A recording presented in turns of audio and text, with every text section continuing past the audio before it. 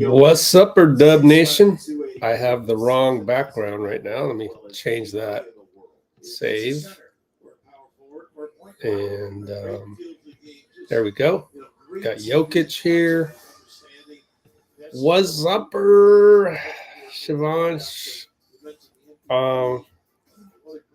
Game is on Fox Sports 1, per usual. What are you guys watching it on? Does Fox Sports 1 go out to the world? I wonder. And then later today, 7 p.m. Pacific, basically 10 hours from now, we'll be right back with the Warriors against the Cavs. And are we going to see Daquan Plowden, or are they going to shut him down? I would guess they're going to shut him down, but we'll still watch if we can. Loose Beekman, hopefully. Anyways, let's pull up the box score. Go back. We're about to tip off here. Live stats. There we go. Go like this because this shows the most. There's LeBron doing the baby powder thing. I have a video of that up close in the latest behind the scenes video that I did. It's now got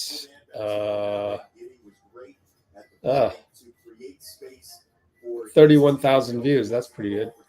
Okay, about to tip off here, guys. I'll get to your comments shortly.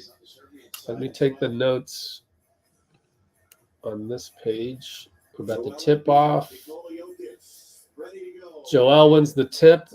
2:07 mark of this live stream. I'll do the play-by-play. Jrue Holiday gets the start. Bruce, where's Bruce at? Jrue Holiday. Steph for 3. Screen supplied by Joel. Stephen Wardell. Via Embiid screen. Nice. Ooh, baseline push by Petrusev. They gave a technical to the Serbia coach for yelling for the and one. Petrusev took LeBron baseline. That was impressive. If I'm an NBA scout, I am taking furious notes right now on that one. Are technicals 2 foul shots? I wonder. Bruce. They heard you, Bruce. They watched the Steve or Nick Kerr watched our broadcast. Steph hits the free throw. It's 1 free throw.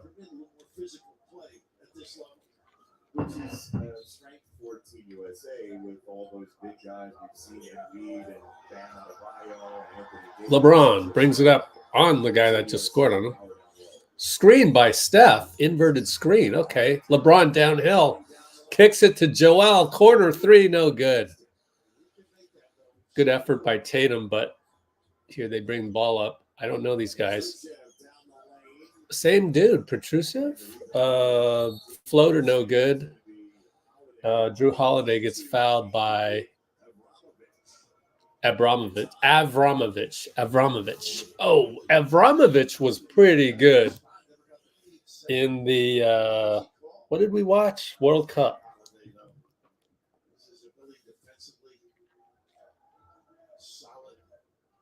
I think maybe we watched the. Oh my goodness, Steph turnover.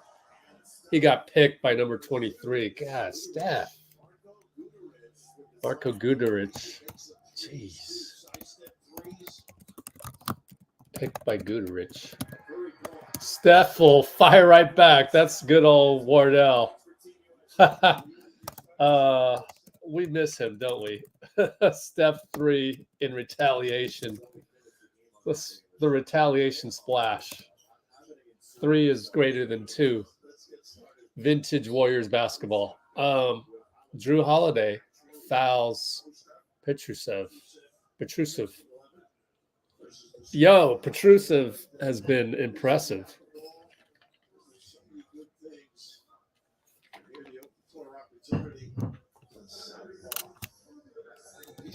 Is he on a team yet? NBA. He's on the Kings? Holy shit. Let's come back to that. Guduric drives and scores. Oh, my goodness. Oh, it's going to be a long game, which is good for us. Joel. Oh, blew a layup. Come on. Steph gets the tip, and he hits. He's got 8 points. Wardell, no, 9 because of the free throw. Wardell, 9. Serbia, 6. Exactly what we wanted as Warriors fans. Oh, my goodness. Starts with an M. I forgot his name already. He just hit a 3. Steph inside the Joel. He can't hold on to it. The chemistry issue. Shucks. So Joel kind of turnover. They'll probably give the turnover to Steph. What's his name again? Avramovic now with 2 buckets in a row. 12-9 Serbia. They're playing better than they played against Australia. Lost to Australia yesterday. Steph for 3. Oh, back rimmed it. Oh, this is awesome.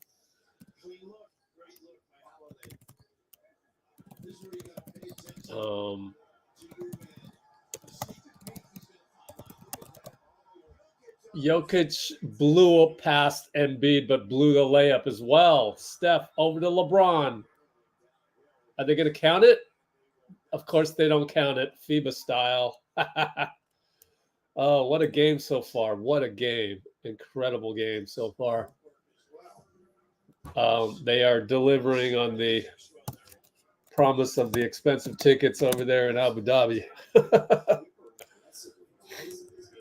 Oh, man. This is exciting.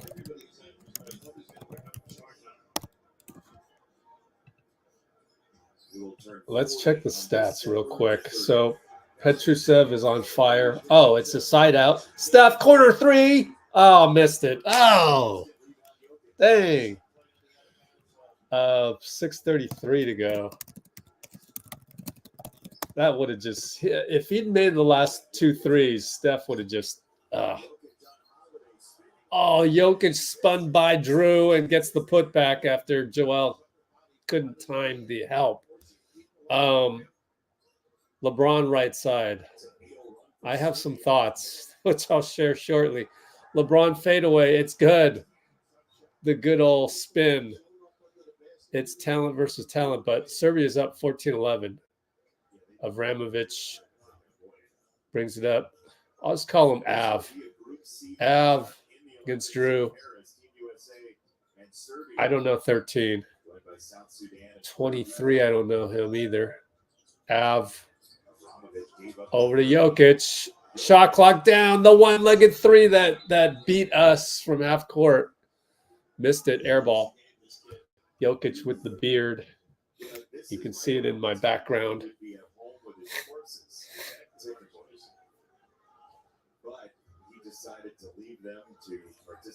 All right. Baseline Joel. One-on-one Jokic. Shoots it. It's good. 14-13 as the slow scoreboard update on your screen.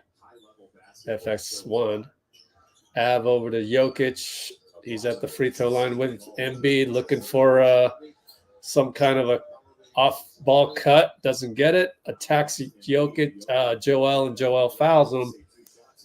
Embiid doesn't think he fouled him, but yes, you did. You checked him a little bit. Yeah, Shivansh, Steph, I was just talking about this with Nikki and Arbel on DMs. Signing, doing the I can do all things on his shoe and the WSC, Wardell, Stephen Curry. And it's a muted clip. They always mute that stuff. Why? I want to hear the ambient locker room sound. So that's on USA Basketball Instagram. 2 days ago when Steph struggled, he only made 1 3. I think that was his only bucket all game. I was thinking, when I did the behind the scenes video, I was thinking, don't worry about it. He'll have a breakout game. Sure enough, it's right now. They're top locking him. LeBron, left wing, looking for Tatum. Got it, and immediately number 23 fouled him. Number 23 is, I think it's Dobrik. No, it's Guduric. A lot of good balanced scoring by the Serbians. We got a timeout here. 4:54 to go. Down by 3. 4:54 to go.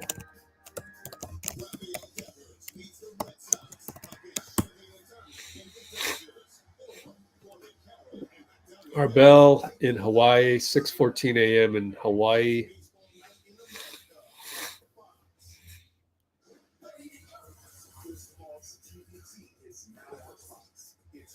Oh, Bruce, come on though. You're the can't be Darth Mara. Every time you feed your pet pills, you help feed a shelter pet, which helps make them healthy, happy, and more adoptable. Shouldn't be on his team. So they can change yours. Embiid? Nationality-wise, right? I mean, I kind of agree, but countries will bend the rules. And right now, for $80 to $100, instant savings on 4 selected stock Big O brand tires, plus 0 interest and paid in full. Big O tires, a team you trust. Kind of the same as Asian tournaments, to be honest with you. Bend the rules to get them to be Asian. I had to do that a couple times, but hey, you take what you can take. It's tough. It's a tough world out there. It all balances out, because then I'll get interrogated by the Chinese national people. Knack bait. Clickbait. No, knack bait. F them. A bunch of corrupt old Chinese men. Clip that, send it to them. Nah, it was good though. I mean, they did advance Asian basketball to a degree. Their tournaments, the format sucked. They didn't care about that. But that's why I did what I did with Dream League.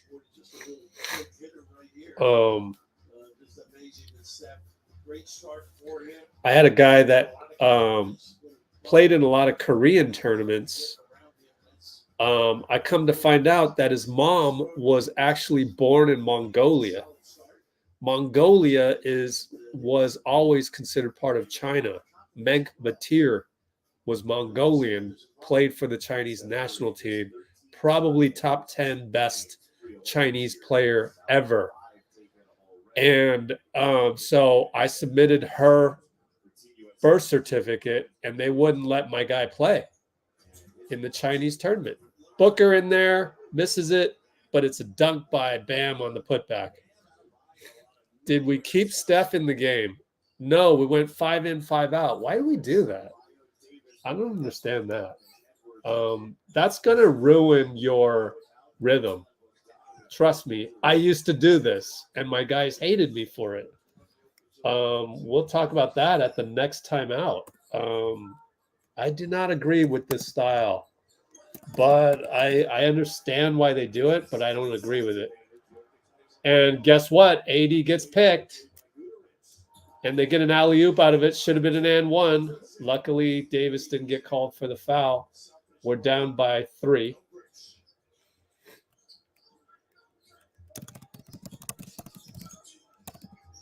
I wonder if this is being discussed on Twitter right now. We should check.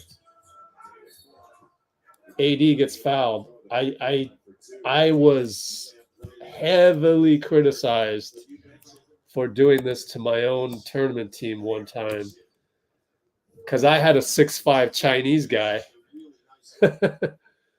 And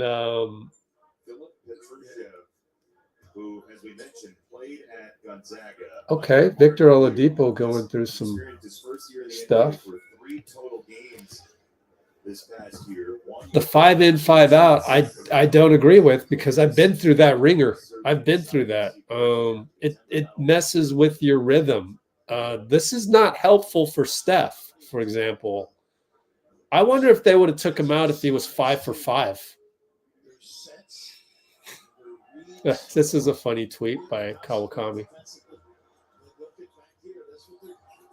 And then Serbia takes a missed free throw and dunks the other way. Wow. Let me watch the replay. I'm watching the replay right now.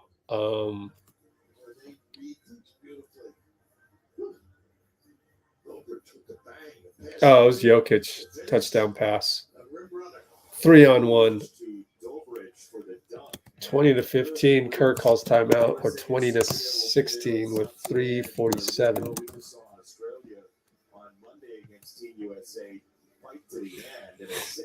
Let's go back to the box score. But then they came back and beat Serbia by 11 yesterday behind a game high nearly 30. Yeah. Early on now, Serbia has been very impressive, I think. Beating Germany already, another strong team compared to Australia. Good start. A lot of enthusiasm as well, Serbia. Okay, they're showing Abu Dhabi fans. It's a weirdly configured arena. You can see there's only half of the arena is missing. They haven't gone full bore on the arena build yet, and they should, but it's probably not going to happen before the Celtics and the Nuggets come back for the Abu Dhabi games, which I believe are in October, early October. So anyways, going 5 in, 5 out, something like that, it's going to mess with your rhythm. So, but it's a short game. I understand that too, but I don't know. I guess we have too much talent. Hand off to Booker. Cut by Ant. Kick it. Corner 3. Bam. I guess that's how we drew it up. Bam Adebayo with a corner 3. Splash. Number 22 brings it up for Serbia. That is that Micic? I think it's Micic. Yeah. They've got some ballers on this squad. Handoff over to inside Jokic, outside. Missed the 3, open. Jokic got the rebound. Over Ant Davis, good. Come on. And that's why ideally you would want to keep Embiid in there to defend Jokic, but whatever. Bam, another corner 3, missed it. I got to learn these Serbian guys. They're going to be a problem in the Olympics. Tyrese Halliburton foul inside on the entry pass by Jokic. The way Serbia plays, man, it's impressive. I think that was Dobrich. Yeah, Ant could not get the rebound against Jokic, as you would predict. Ant boxing out. Doesn't matter. Jokic is too big. Dobrich over to Micic. Jokic says go the other way. So Micic goes that way, and good defense by Book. Really good defense. But he finds Dobrich, I think it was Dobrich behind AD. AD fell asleep and he got lucky because he missed it. Booker brings it up and it's a kickball. Let's see, Dobrich. Oh, Plavsic.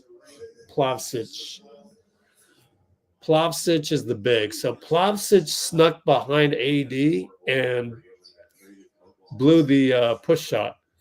Halliburton burns Jokic over to Bam inside. Missed it in and out. AD rebound because Jokic had switched out of the key to guard Hallie on the switch. Micic uses a pick from Jokic, looking for the handoff. Gets the head of steam over to Micic. We're back recovered, but Jokic has set another pick. And Micic right side blocked by Booker, but he got wrist and he will go to the line. Stay here like this. Yeah, Booker got him on the replay. So Serbia goes to the line up by a 1, under 2 minutes. There is actually 1:39 to go. We should look at Petrusev one more time. Petrusev.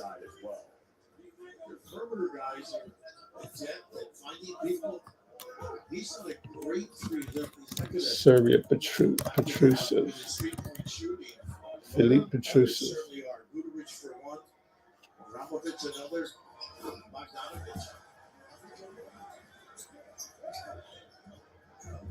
Oh, he's in the Greece League. Well, he's on the bench right now. But anyways, Ant over to Book, left wing. Look at the dude shuffle his feet. I'm impressed by Serbia. Ant has to shoot a 3, splash over Micic. He's got that all day, just got to make it, and he did. Tie ball game, 24 apiece, 112, 111, 110, 109. Micic, Booker, right hash mark.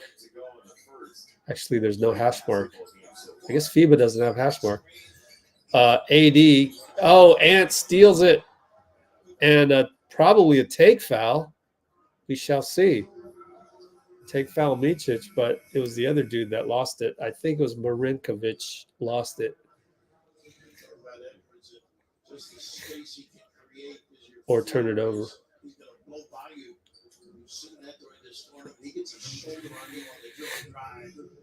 Plavsic with the foul, it looks like. Is it a take foul? Or is it just a team foul? It's a team foul.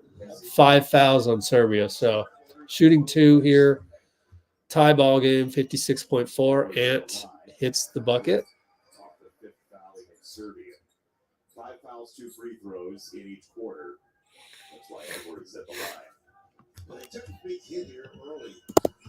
Serbia seems able to get a lot of guys in and get a feel for one another. This lineup right now: Edwards, Booker, Halliburton, Adebayo, and Davis. I'm being your parent again, because parenting is lost in today's social media generation. Don't know how to. Common courtesy 10 years ago doesn't exist anymore, or really 20 years ago. Anyways, they miss. Ant jumps, and it's out of bounds. They're going to get Ant with a foul or what? Yeah. Ant wasn't near the play, but Plavsic got pushed by somebody.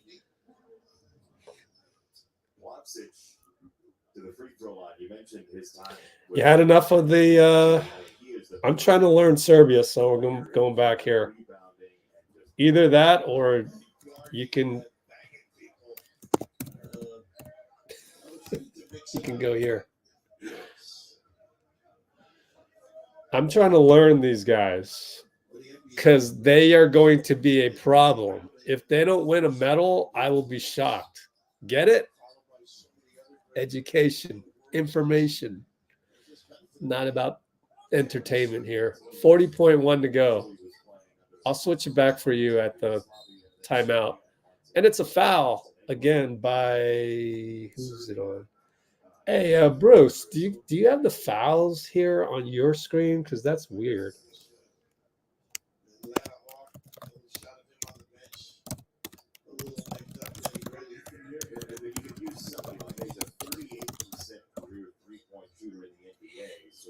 It could be a browser thing. I wonder if it's a browser thing. Let me go to a browser. Is it because Safari sucks? No, it's not it either. I did notice that later on the other day or yesterday, the box score on the same website did have personal fouls, which was shocking to me. But anyway, left side, Micic up top. Can't remember his name. Starts with a D. Bad pass. Ant with 21 seconds pulls up for three, no good. But Bam gets the rebound back to Ant, and he dribbles it back out to kill the clock. Serbia in a zone, and over to Hallie for three with 5 seconds left. Missed it. They got a touchdown pass. They're gonna score at the buzzer. Way to not get back on D, people. Marinkovic. Oh, my God. That was ugly. We're getting schooled. Tie game. 28 apiece. End of Q1. There's an electrified vehicle for everyone. How many points does Steph have? He has whatever the point total is right here. You are bountiful. He has 9 Your points. skeleton can support 2 times your weight. It's in your nature to stand strong. What? Supplement your bones with high absorption magnesium. Nature's bounty. It's in your nature. I used the NBA app for like catch all the highlights of last night. How is this even possible? My second and third favorite games. They have all the classic Let me games on there. do this in my mobile browser. I wonder. USAB.com. The game in your phone. Game in your phone. Gamecast 1886.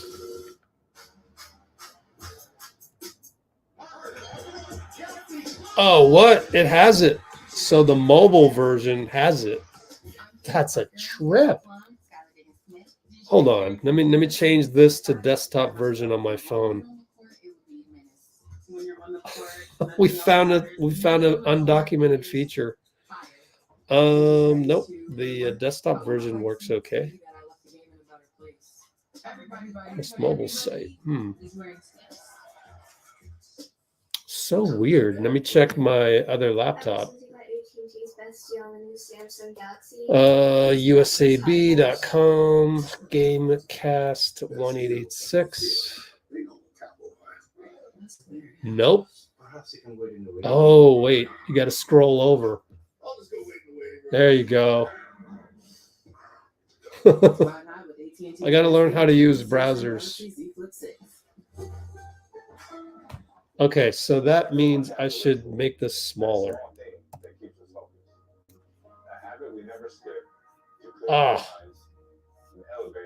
It's another thing I don't like about Safari. Yep. There we go. Man, how small is that? That's so tiny. Can barely read that.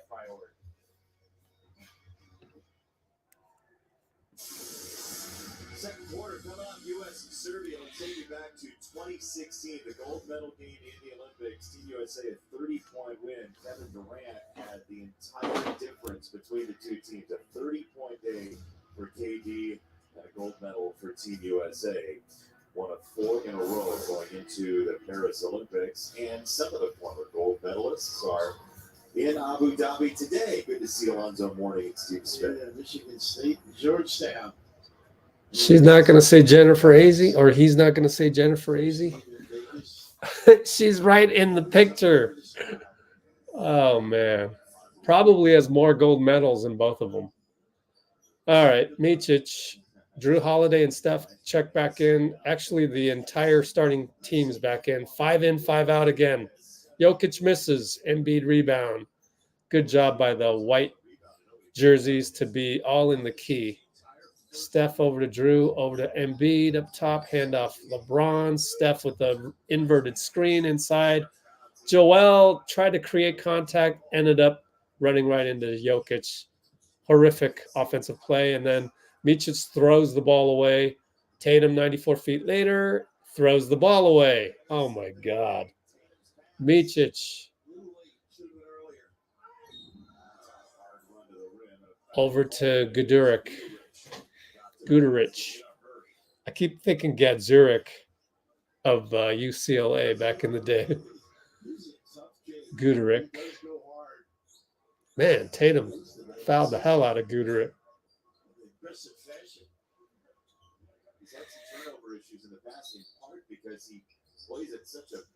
Damn, Jason.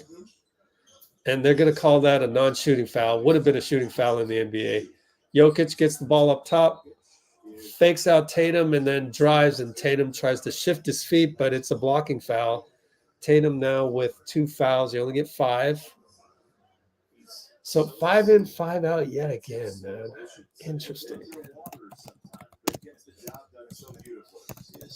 No one on Twitter is talking about this. I'm shocked.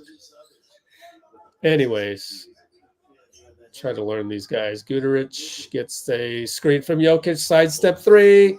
Banked it in. Good. He was way off on that, but it counts. Better to be lucky than good. Actually, it does take some skill to still hit the banker. But anyways, passed around a couple times. LeBron and Joel. Inside to Jrue. Jrue throws it away. Yeah, he was right on there. It was an Iguodala pass. And went to the other team, though. We're down 3. Micic with fire from 3. He hits it. Had enough room due to a Jokic screen again. Jokic doesn't get enough credit for that in terms of how wide he is setting all these screens. LeBron behind the back just attacks the guy. Scores and 1. We needed a bucket. He got it. It was like the definition of American basketball right there. We need a bucket. Please just score using your talent and your might. Petrusev. I tell you what, Petrusev did well. He did well to do whatever he could to stay in front of probably the most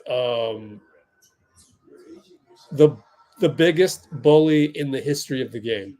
Let's put it that way. Because him and Barkley, but of course LeBron, I'll take LeBron over Barkley if I needed to get one bully bucket. Anyways, Serbia over to Petrusev. Great defense by Steph. Oh, that's number 9. That's not Petrusev. Steph dribbling around, finds LeBron, goes baseline, and guess what? Petrusev is there to disrupt the drive. Let's look at one more time. Who is that? Number 3, Guduric. Guduric is covering Steph. Ball knocked out of bounds. Steph is active. Got a lot of usage rate today in terms of just dribbling the ball a couple times, feeling that ball. Steph inside, reverse layup. They did a close-up of Steve Kerr all the way up until Steph shooting the ball. And Petrusev misses a 3, and Steph and LeBron could not pick up the rebound. And they have some encouraging words about it, even though it wasn't that great of a play. So Steph's gotten a lot of shots up. That's right. If it's all part of the process, right? Then go on. Usually you're I got it. All right. We got Micic with the catch and shoot for 3 over Jrue. Bounces 3 times on the rim, misses. Golly. They can really shoot. Joel throws the swing pass straight to Steve Kerr. Yet another mistake by Embiid. He's got the longest learning curve out of all these guys. Officially the 6th turnover so far. Serbia by 3. 6th turnover, huh? Timeout, 34-31, 7:07. For sure. Now, how can you be sure you're getting the right deal? I have to talk to my bestie. Hey, girl. This one's like your last boyfriend. It's got issues. Well, let's ask the experts. For the right used car, just say, show me the Carfax value. You'll get the most accurate price based on the vehicle's accident history. Look for me and stop overpaying. Shop at the all-new Carfax.com. You are bountiful. Your skeleton can support 2 times your weight. It's in your nature to stand strong. Supplement your bones with high absorption magnesium. Nature's bounty. It's in your nature. A promise is a trust not to be broken. Whether spoken with an oath. Yeah, that was good defense by Steph. Yeah. Or sealed with a pinky. In 1922, a group of soldiers launched USAA with a promise to take care of their own. And after 100 years, we're still taking care of the military community and their families. That's our mission. Always. If you want to keep it real, bring the sabor. With Modelo Chelada, a mouth-watering mix of authentic Mexican beer. That was very Andre Iguodala of Jrue, wasn't it? Modelo Chelada, bring the sabor.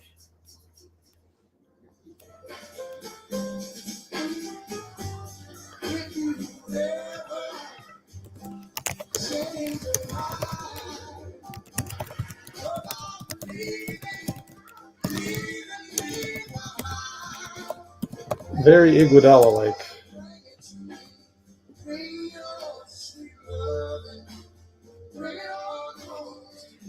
Well, maybe we'll wait till halftime, but there is some Markkanen quote-unquote news. The Monty Show had 2 more episodes since the last time we talked about it. And just reinforce some stuff that Dean and I have logically concluded about the whole thing. We'll talk about that at halftime, though. No question about it. You don't get shot opportunities. You don't get the ability to offensive rebound. This was a forceful move earlier, showing that strength of physicality. Oh, there's a foul after the inbound. Is it on LeBron? Because they're showing LeBron. It had to be Embiid against Jokic down low, I think. We'll check the fouls in a second.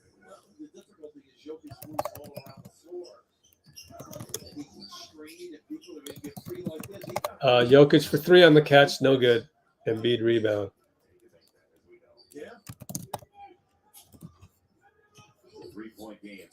Embiid has 2 fouls. Steph using the LeBron peg. Back to LeBron. Over to Embiid. Scores and 1. Jokic, can't believe it, does the old Euro. What? How did I foul him? Complaint. Yeah, you fouled him. Went over the head. And let's check Jokic's fouls. 1 foul. He's good at protecting his fouls, you know. Embiid hits. Oh, I thought it was an and 1. Nope, he's shooting 2 free throws. So that is a bank by Embiid. So we are now down by 2. They're showing Nigel Hayes and Micah Porter on the bench with Kevin Durant, who was talking to Derek White. Down by 1. 634, 633, 632, 631. Who is that again? Petrusev. Petrusev is freaking good, man. How is he not in the NBA? We got to look that up. Damn, he just went left side. Embiid nearly lost the ball, but the pass got to Jrue somehow. Behind Jrue scored at the rim. Scoop it in. Now it's Avramovich inside of Petrusev. Is that Petrusev? Let me see. Yeah, it is. He posted up Tatum. Tatum grabs the rebound. Good box out of Petrusev after the missed three. Embiid open for three. He'll fire. No good. It goes over LeBron, and it's a foul on Micic. Micic admits to the foul, interestingly. I guess he held him. Probably held him. So we've done a good job on defense. We've done a good job on offense, and it's earned us a 1-point deficit right now. Jrue comes out, and no, Drew's in the corner. I thought he was coming out. Micic subbed in, so that was not a foul on him earlier. Somebody else fouled him. Steph with an off-ball screen, and then a screen from Embiid and a 3-ball designed ATO or out of blob set, or was it a blob or was it a side out, a slob? 12 points already for Curry. He had 9 early for Team USA. Jokic one-on-one, jump hook good, or 2-footed set shot, hook shot good. Jokic cheering on his guys. Steph goes right by him. Should have been an and one. He scored a layup. Steph is on fire. 14 points, I believe. And then they score 94 feet later. Another horrible transition defense thing. A signature of Kerr teams, isn't it? Transition defense. Steph for 3, fouled, and one. He scores over Micic. Avramovich, my fault. Oh my goodness, Steph. Oh my goodness. Steph is going nutso.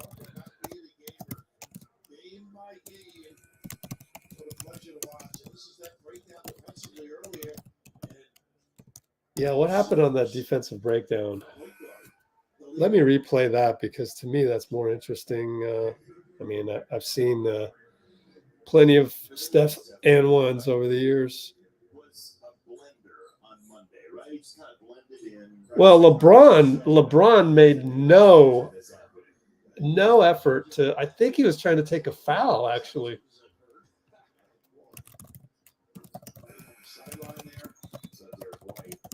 Derek White's going to come in. Don't take out Steph, Steve. Taking Jrue out, or who's? He's taking Steph out. Oh my goodness. Why? This is confusing. Confusing to me.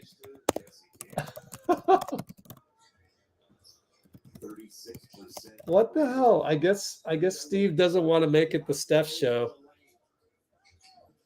Oh my God. Oh my goodness. He is going to get. Someone check Twitter. Twitter is burning down right now. Steve is going to get fried for this. Anthony Edwards hits the 3. Timeout Serbia, 47-40. Steph providing the cushion. Oh my goodness. 4:12 to go. Oh my goodness. Is Twitter burning down yet? Let's go check.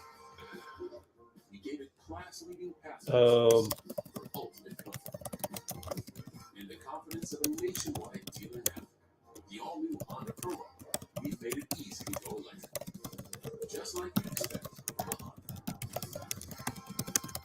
Buy online, visit select dealers, or visit your local Honda dealer today. Let's make sure Twitter's not going on fire. You are bountiful. Your skeleton can support 2 times your weight. It's in your nature to stand strong. Supplement your bones. Where's the with dude high-absorbing in New York? What's his name? Nature's value. It's in Is nature. he What if the promise of better work is he wasn't just something we dreamed, killing but something we found? Steve Kerr? Or better yet, Does he want? found Is he us. gonna try and assassinate him or something? I mean, jeez, the dude in New York, the limo driver or whatever his name is. Golly. We learn from the legend. And legends don't wait for permission. Neither do we. This is our dream. And this is our turn. I use the NBA app for like catch all the highlights of last night. Here we go. I can follow my favorite team. Pull myself. I'm having trouble moving my cursor, so I'm stuck. Oh, here we go. It gives you an insight into the game that Here we you go. wouldn't get if you didn't have the app. Without being at the game, you feel like you're at Why don't they have total points? I don't understand that. Is it here? Oh, it is. Oh my God, I got to go even smaller. All right, you need a magnifying glass here, but Steph has 18 points, Largest lead for the United States. 6 for 9. Over Serbia in large part because of Steph Curry. You know, since I know you follow soccer, Messi, I love to see him have the ball. I love to see Steph Curry. I think it's just part of the system, you know what I mean? Like we ran it. They're showing the replays. We ran the ATO for Steph.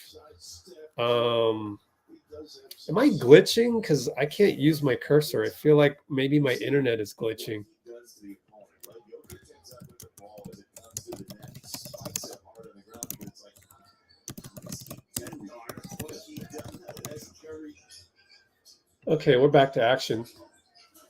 Wheel it around. Trying to go Jokic on AD. Here we go in the block. Dribble, dribble, spin. Another spin. Kick it back out. 4-3. No good. They got to hit those. Can you imagine if Steph was on Serbia? Jeez. Or Clay. Serbia should get Clay. Edwards. Crossover dribble, pull up, no good. And Micic got mauled, and yet it's a foul on him. Was that Derek White? Did Derek White? By the way, Derek White with the closeout. Man, I love Derek White. He's good.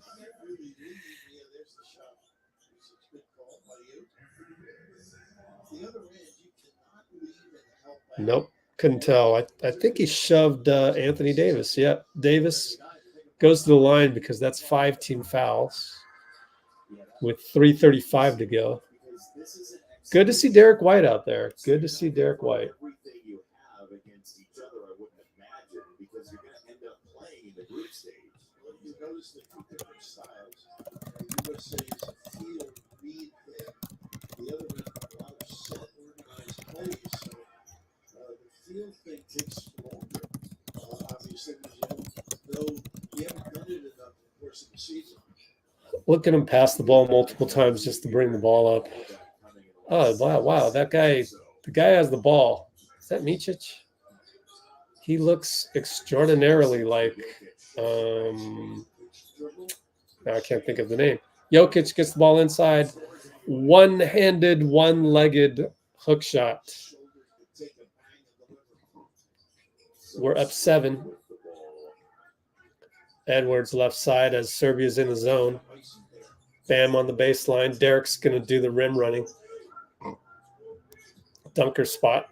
Booker gets doubled over to Bam. We're running out of time. 4-3. Shoots it. Fade away good. That's what Bam does. And quite frankly, Bam is the type of guy you'd love to have against the zone. I don't think you want to go zone right now. That's an odd move by the Serbian coach. By the way, he's like a legendary coach. Micic for 3, no good. Ball trickles out. Ant can't get it. Jokic has it. Looks around, resets. 2:24 to go. Drive by Micic, fouled by Derek White. White says, my bad. 4th team foul, so he had 1 to give. United States will head off to London, about a 7.5-hour flight to get to London to take on Next stop is London. We'll have that watch party as well in 3 days, I believe. Hand off to Micic. He drives. He kicks it. Number 0 gets blocked by AD. Ball trickles out. They got it. They got a new shot clock, and the ref says no. Let's fix that. Did they reset that to 24? And then it hit 14. And then the ref said, nah, they never hit rim. Who is that? Oh, Plavsic. Plavs. Good job by AD. Get the block. All right, there's 9 seconds on the clock. They run pick and roll to Jokic. Jokic gets blocked by Ant. But it was good. Bam absorbed the first blow, so credit Bam. White finds Bam, but he wasn't ready for it. Now he's got a dribble baseline.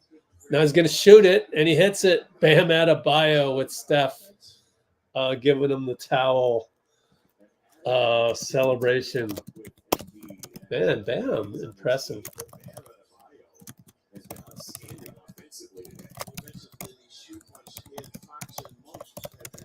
We are up by 11. Jokic will be ISO'd. Derek White shows. And he kicks it back to Micic. He drives on White. Tries to do an entry pass. Plavsic is stuck.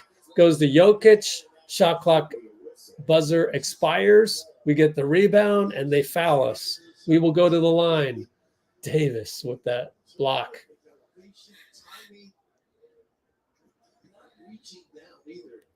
Look at Jokic body AD on the last Bam baseline bucket. 4 blocks for AD. Wow. 1:14 to go. Derek White will go to the line as he was the one that was just fouled.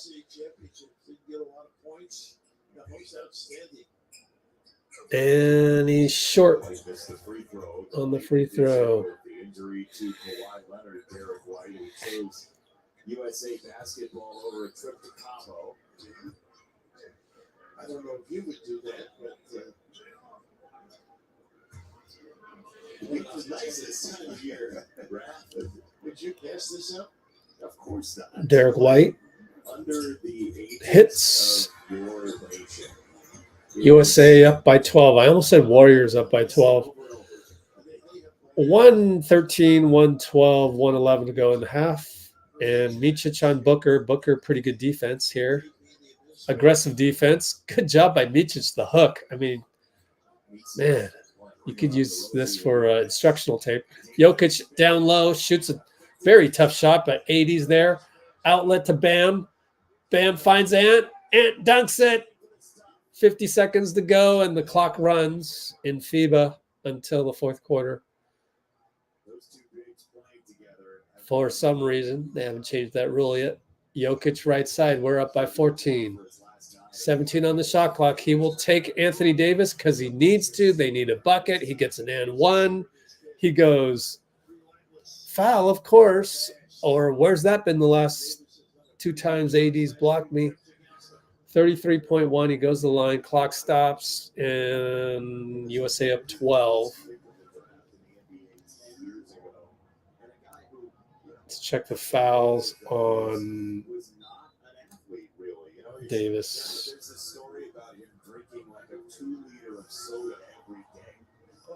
Do I need it? That wasn't Davis? That was Davis. Where's the one foul here, guys? I need to hit refresh. Refresh, fine. Davis still has no fouls. That's puzzling to me. Maybe that was on Bam. Nope, wasn't on Bam. He's got 0. Whatever. That was definitely on Davis. They just haven't updated the box score. That's odd. Steph comes back in for the last possession. Ant Davis brings it up against, I don't know that guy, number 11. Goes right side there in zone. Kick it to Bam in the corner. He'll shoot it because he loves to shoot, and he hits it. Bam Adebayo is USA's number 2 scorer, number 2 shooter, in fact, today from outside. Over to Jokic for three. Bam was late on the closeout, but he missed it, and it goes out of bounds. But the buzzer sounds, and the Serbian kid, number 13, pissed off at Steph for a foul at the buzzer that didn't get called, and I wouldn't call that a foul. I mean, come on, that's normal contact in a game. Halftime up by 14. Oh, what's up, Caleb Beecher? Good to have you. Let's see. I have moderate to severe plaque psoriasis. Thanks to Skyrizi, I'm playing with clearer skin. 3 out of 4 people achieve 9% clear skin. All right. Shall we talk Markkanen? Okay, so one last check at the scoring. 18 points for Steph, 4 for 5 on threes. Okay, so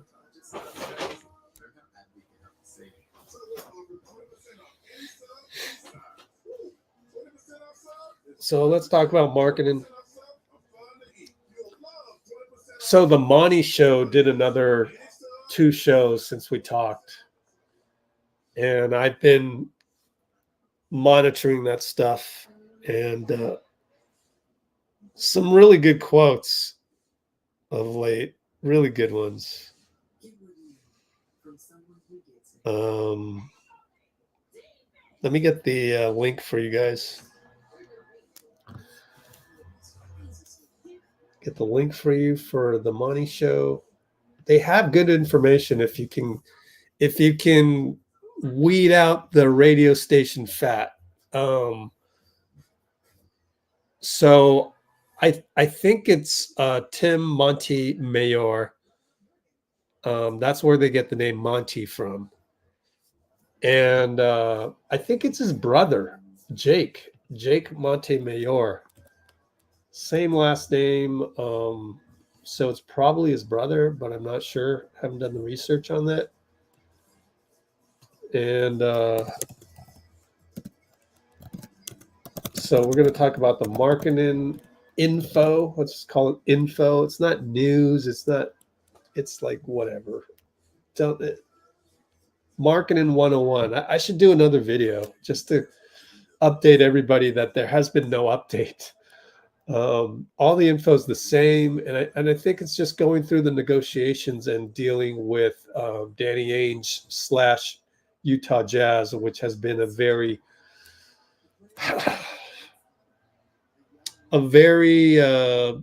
shall we say, stubborn franchise ever since Ryan Smith became the new owner. And we'll talk about that in a minute. Updates from the Monty Show. Tim and Jake Montemayor. Let's get the link for you. Let's see here.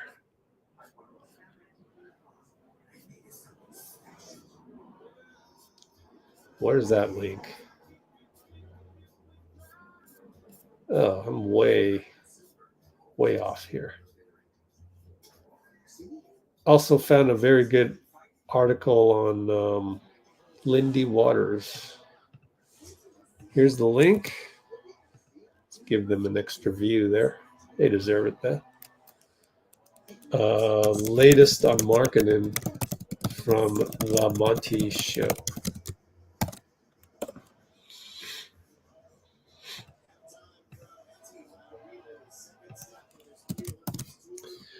Okay, so what did I learn from that link that I just showed you? Stuff that I did not learn.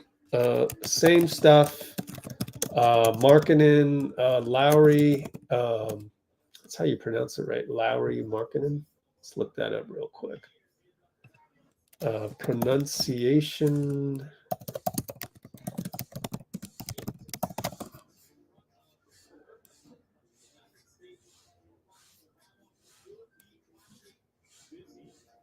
So this is how you pronounce Lauri Markkanen. Here we go.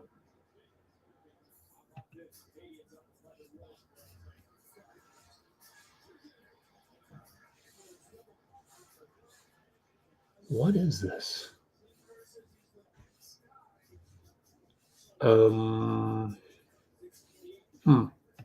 That's not it.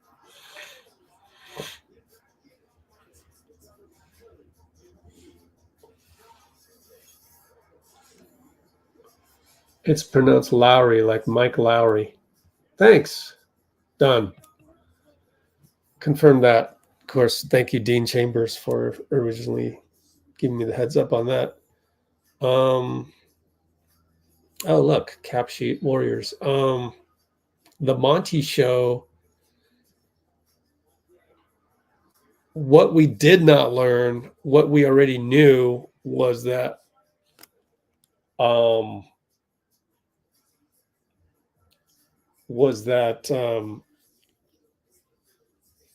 there's an August 6th date, and that is the date with which he can sign an extension.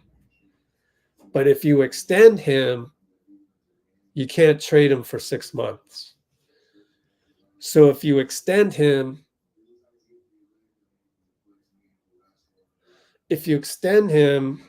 they're going over the Steph Curry post game from Vegas, which we have on our channel already. I was there. I streamed it live for you guys. I was in that room. Pretty fun thing. It's like 25 of us, 30 of us in the room.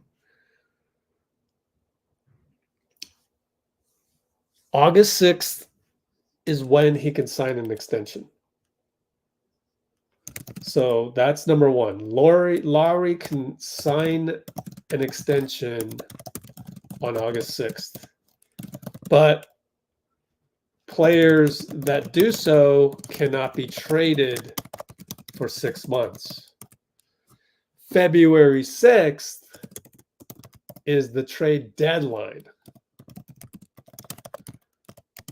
So if you wanted to trade him, you could trade him, but you'd have to trade him on the last day of the trade deadline if you extend it. So I'm trying to frame all of this in as easy, logical way that we can talk about. And this is my first time kind of going through this, so bear with me. So if the Jazz do not extend Markkanen on August 6th, for example, on August 7th, then that means they can't trade him this year. Therefore, I would be shocked, or people would be shocked. It would be shocking. Therefore, it would be shocking if Utah kept Markkanen and extended him, and let's call it, there was no extension reported by August 6th. That would be shocking. The other thing to know, the other crucial piece of this is that Lauri must get a raise from his $18 million salary to $34 million. It's 33.5 or something like that, but let's just call it 34. Before he needs a raise, he needs a renegotiation before the extension or as it's happening.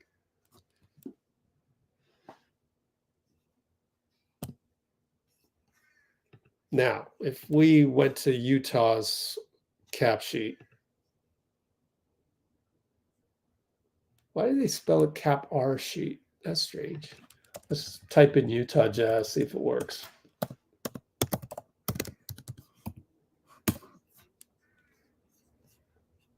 Oh, it didn't work. Page not found.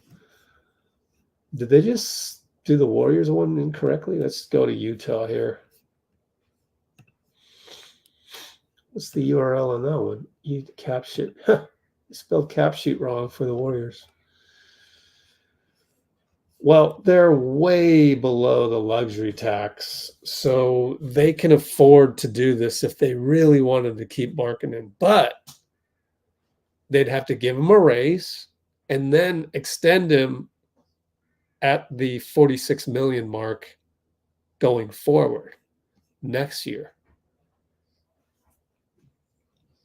So I suppose you could raise Markkanen's salary, but then you'd have to do that.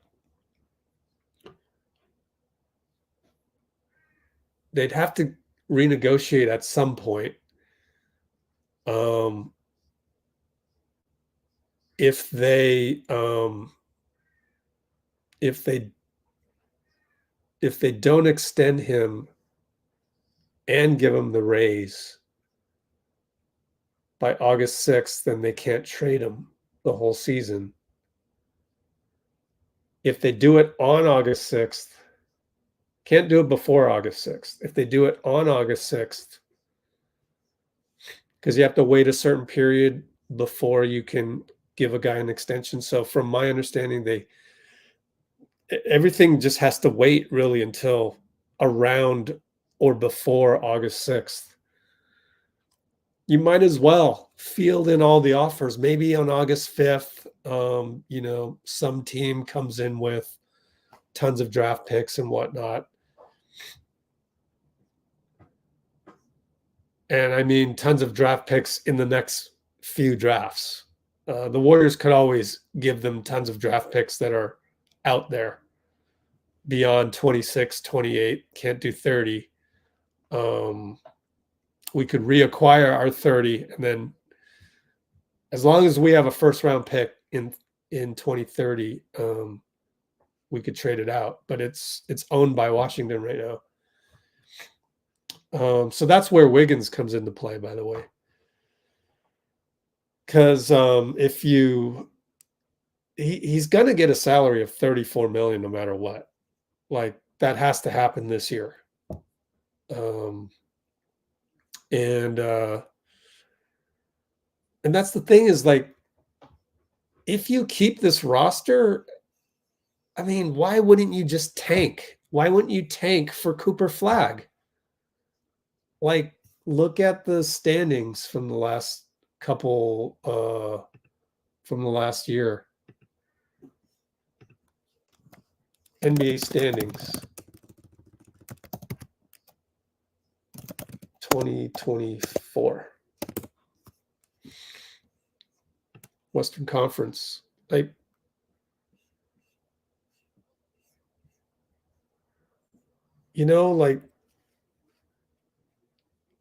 first of all, this Western Conference is only going to get better.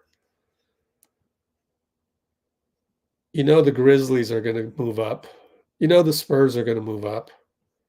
So it's really the Jazz and the Blazers that are going to suck. So, like, why would you keep Markkanen on this team? Because, like, he's a good player. He's not bad enough for this to bottom out. You should bottom this out. Like, and that's where the Athletic had a podcast. So, in my opinion, the Jazz should not keep, in the interest of the Jazz, they should not keep Lauri, and they should just tank. And that's what the Monty Show is saying. They should just tank to try and get Cooper Flagg, especially when this upcoming year, it's almost impossible to build your team. Like, just tear it down. Just tear it down and rebuild when the West is so strong, first of all. Okay. And then So if you, I mean, like, it just doesn't make sense to me not to tank this year.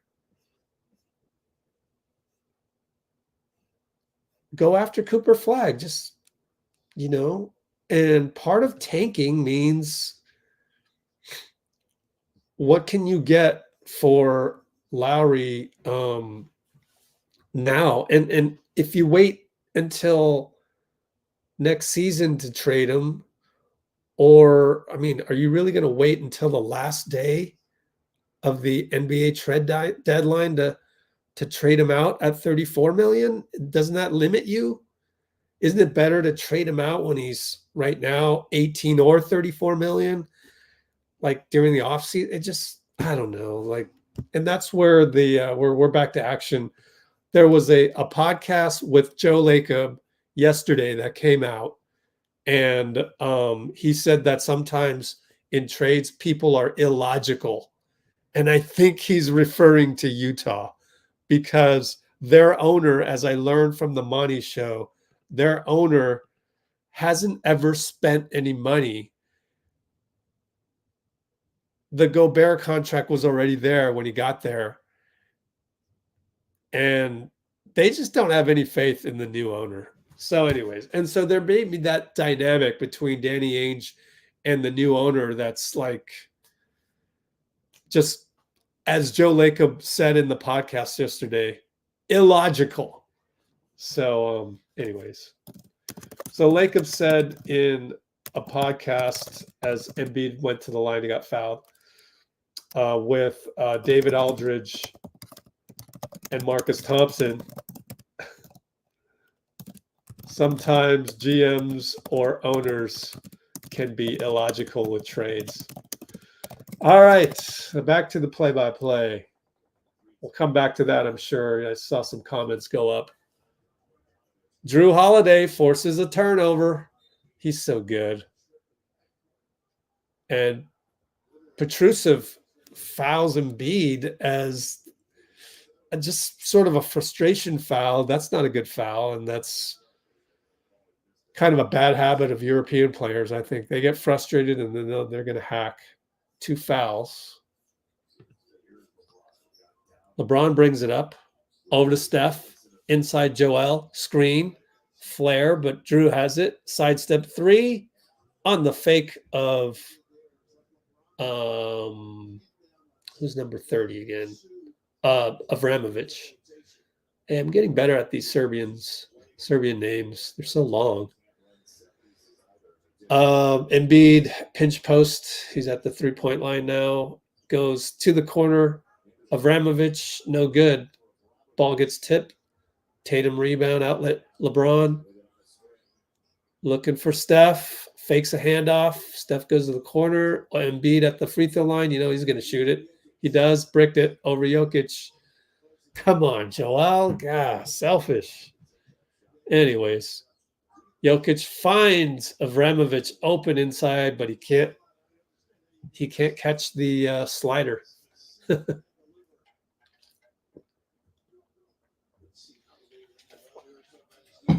LeBron, point forward. Steph is at the elbow. Going to set that pick for LeBron. Downhill, bucket good. Steph is doing a lot off the ball, man. This is a clinic. This is classic Steve Kerr basketball.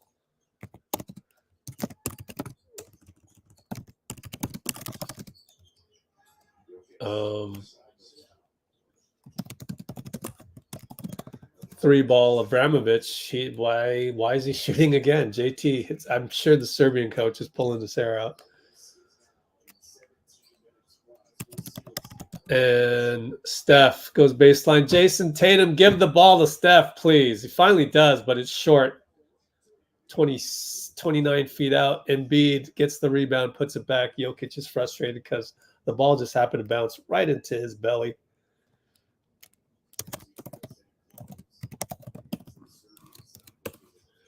And all right, corner for Jokic out. Back inside, but Embiid jumps the entry pass, throws the ball a little too duck style lob to Tatum goes out of bounds, deflected. So it's going to be a USA ball baseline. LeBron makes a call. It's funny, they just showed the replay of that screen by Steph for LeBron. 3-ball Tatum, no good.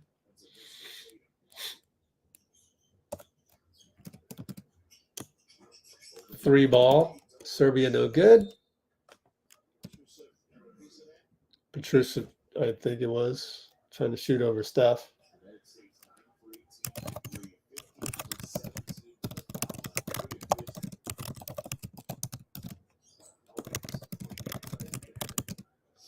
All right, Steph brings it up to pressure, goes behind the back. Two guys converge over to Embiid. Embiid, they did fake handoff action. Tatum went backdoor, but he couldn't hold on to it. So that's a turnover. Avramovich, another three, missed it. He is exasperated because he's 0 for 3. LeBron draws a foul on the touchdown pass, takes a shot. It's a foul on Guduric, and it's already 3 fouls on Serbia, I believe, maybe 4.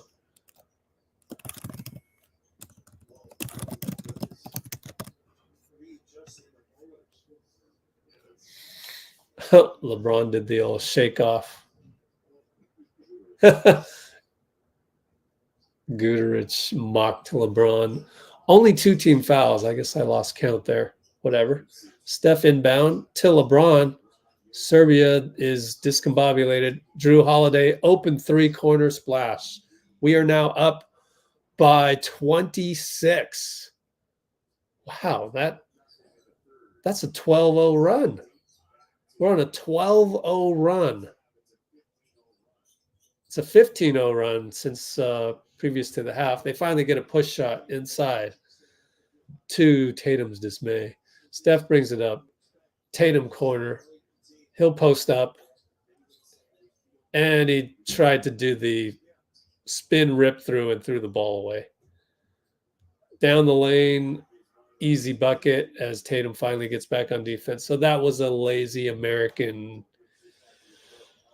not keeping your foot on the other guy's throat play. Embiid mid-post, one-on-one Jokic. There's another guy there. It's a foul on Jokic in terms of trying to pull the chair on Joel, and then he points at Geminitis Petratus, our beloved ref. I kid, he's not beloved at all in my opinion. And he says, good call, when he's really just pointing at the ref. Kind of mad at him, I bet. I'm guessing.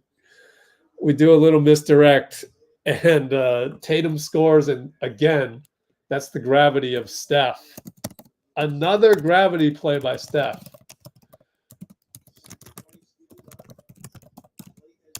LBJ with the assist. Man, do people realize how important Steph has been to the offensive flow today? It's incredible. Jrue with the touchdown pass to Steph. Fakes a 3. Drives in and lost the ball at the rim, and he looks at his hand. Ah, dang. 3-ball the other way. Good corner. Oh, Steph. Oh, well. You're forgiven. He burned Jokic, too. On gravity, in fact. Embiid for 3 straight away, no good. The guy who just made the 3 got the rebound, number 9. 3-ball Micic, no good. On a screen from Jokic, that was. Jokic playing a lot today, a lot of minutes. LeBron against Micic, spins baseline. Steph runs by. Jrue open, attacks Micic, misses it. Jokic rebound, 4:12 to go. 3-ball open for number 13, splash it. Dobrich, number 13 is Dobrich. So Steve will call a timeout on that one. 73-55 though. Q3 408. Let's look at some Markkanen comments that you may have had.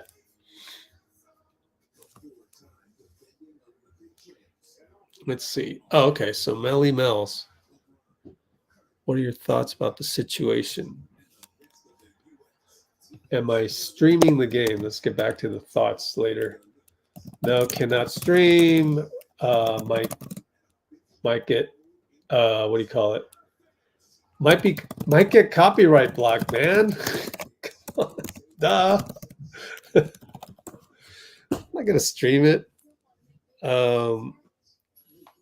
Is it on Stream East? Try Stream East. Is it on Stream East? Let's look. StreamEast.live. Look for you guys. There it is, guys. Just go to Stream East. Come on now. Okay. I guess you don't know. It might not. Maybe not everybody knows about Stream East. Okay, fine. The Warriors just added two-way. Yeah. He's okay. I mean, what?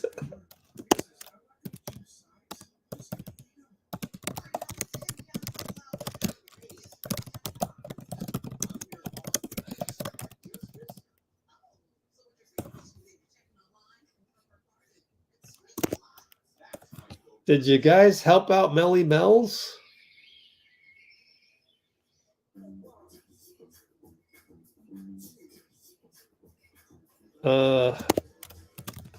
Again, being frustrated gets you into trouble.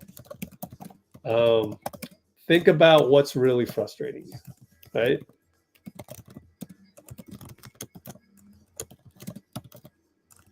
That's the thing about frustration, right? It's not this made you frustrated. There's some core thing going on that gets you bothered about everything, okay? If you're frustrated about that right now, then you'd be frustrated if somebody cut you off on the road, right? Admit it. You would be, right? This is a two-way spot, man. Don't worry about two-way spots. Let's go back to the cap sheet of the Warriors. It should say Daquan Plowden, who's got a lot of hope. Oh, they don't have two ways. But yeah, focus on these. Don't worry about two ways. We'll come back to that. And Edwards drives, late shot clock misses, but Bam got the rebound. And in the corner again, dribbles it back out. Now back to Bam. Bam deserves to take this shot because he got the rebound. He's late shot clock. He's going to have to. Desperation fade. Fouled. The ref bails him out. Petrusev has gone anonymous lately. Haven't called his name in a while. So he's got 4 fouls. Yeah, just worry about these 15. Don't worry about two ways, man. Don't let two ways frustrate you. Two ways are really just like two-way contracts are really just insurance policies.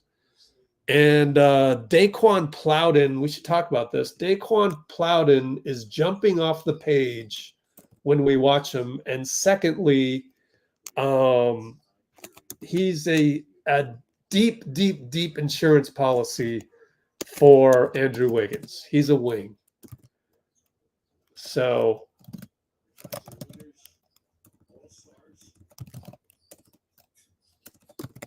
we talked about Daquan. Jokic handoff Micic. Can't pronounce his name. Micic. Running shot by Dobrich. Missed it. And Bam brings it up. Bam says, Ant, you got to go set a screen for Book. And he finally does. And Book hits a 3. And Ant's going to look at that tape and go, oh, yeah. I got to know to do that. All right. Number 9. I still haven't memorized number 9's name. Out to Micic. Gets a screen by Jokic. Back to Jokic. Lefty attack. Back rimmed it. No good. AD with another rebound. AD. How many rebounds for AD? Ant right side. Only 2 rebounds. Halliburton gets tipped. Booker's there, though, at half court to catch it. He only got 7 on the clock. Pick and roll, Bam. Goes around the corner. 2 guys converge. Swing, swing. Bam's open. 3 ball, good. Bam hitting threes has been the second biggest story of the day other than Steph and his gravity. Steph still stuck at 18 points. He's on the bench, but like a lot has gone through him. Meanwhile, Bam Adebayo has 5 points? Really? He's got more than 5. It's a little late. Anyways, Jokic hit a 2. We're up by 26, though. This is an impressive beat down by USA. Booker misses a 3, falls down. They're in transition. Up to Petrusev. Missed it. Petrusev, not Petrusev. Bam Adebayo brings up the ball but charges into somebody. Says, my bad. 1:57 to go.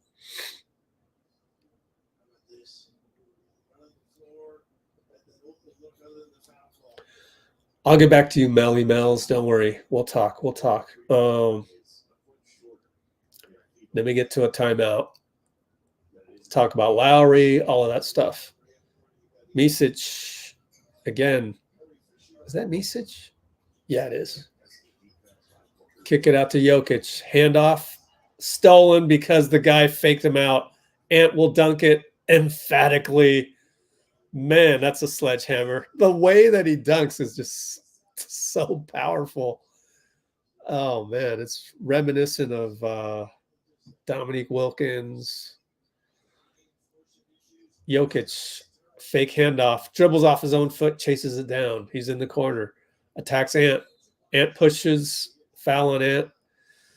Goes to the line, Jokic, but they're down by 26. All right. We will get someone to help Curry. Yeah, that's Markkanen. It's Markkanen.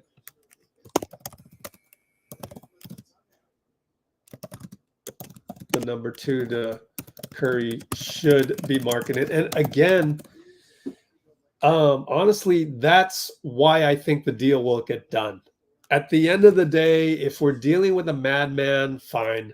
I think that's why Melton and Hield and Kyle Anderson, again, I said this in the video way back.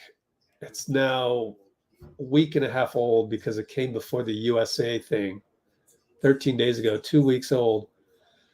I said it before, say it again.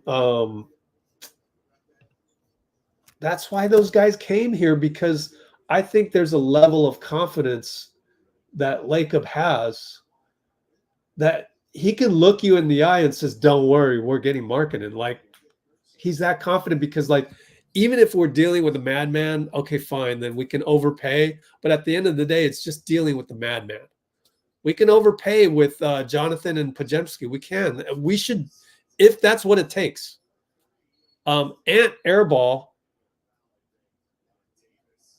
I'm calling Anthony Davis and Edwards Ant. My bad. Ant Edwards airball. AD with the foul. 24.9 to go. I believe they'll go to the line.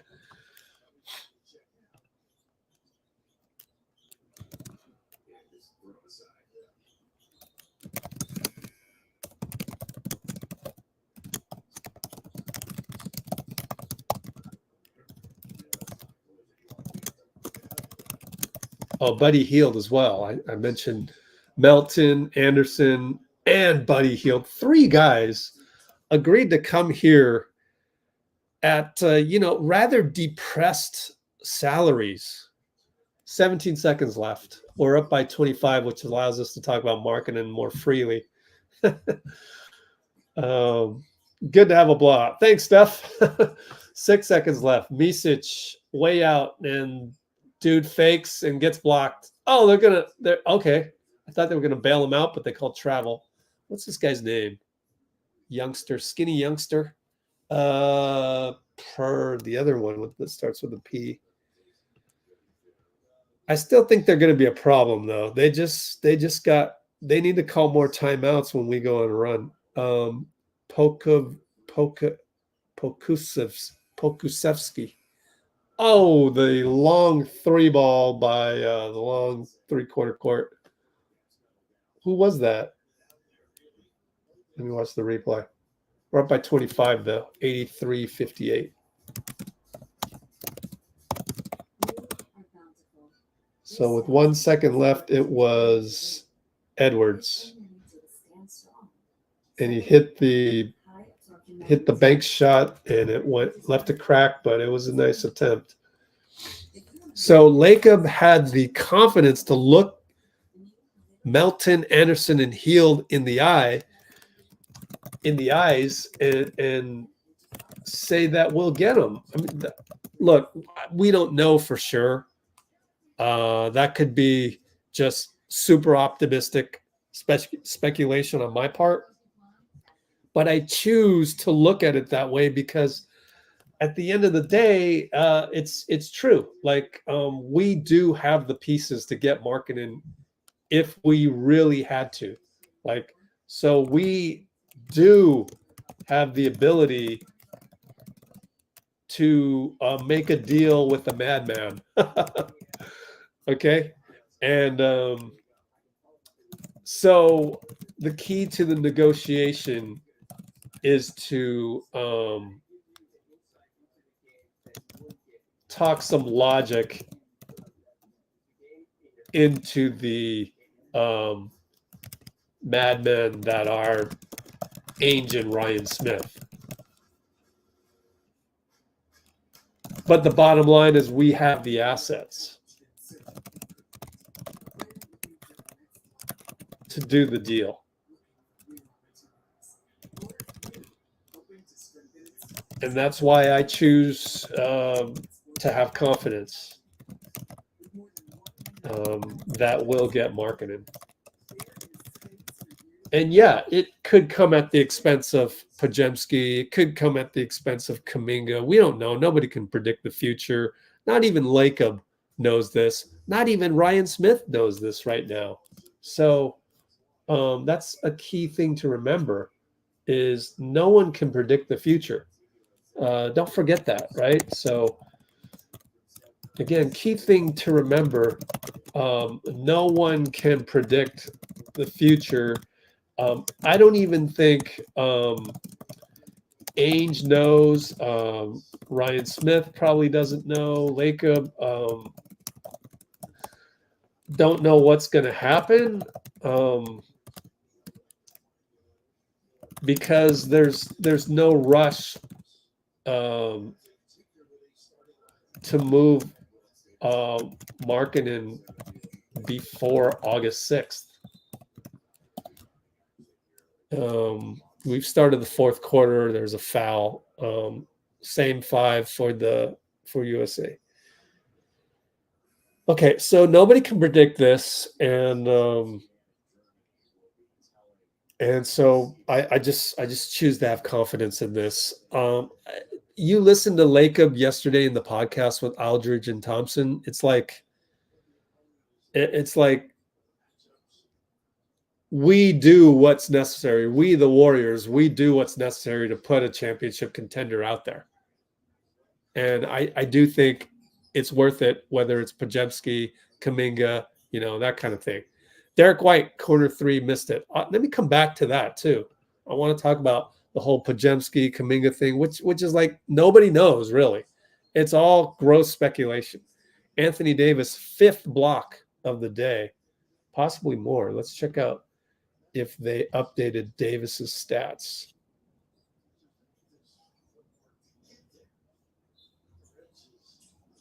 One block. So I think this is late. I don't think this box score is updated. Doesn't make sense. Does he still have 0 fouls? He still has 0 fouls. Refresh. Let's hit refresh.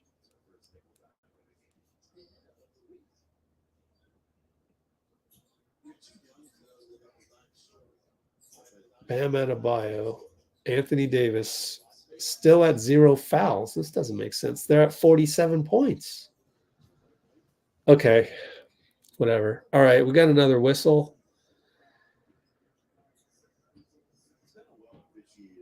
USA skimping on the refs in terms of, meanwhile, the announcer says it's been well officiated. It has been well officiated, but these are the same 3 refs all 3 days.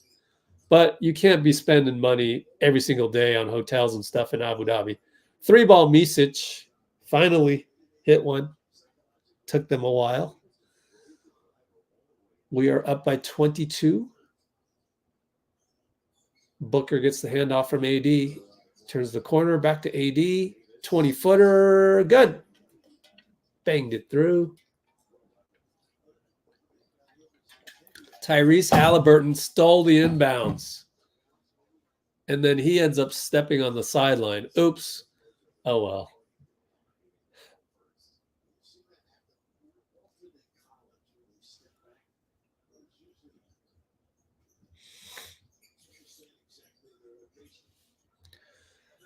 All right.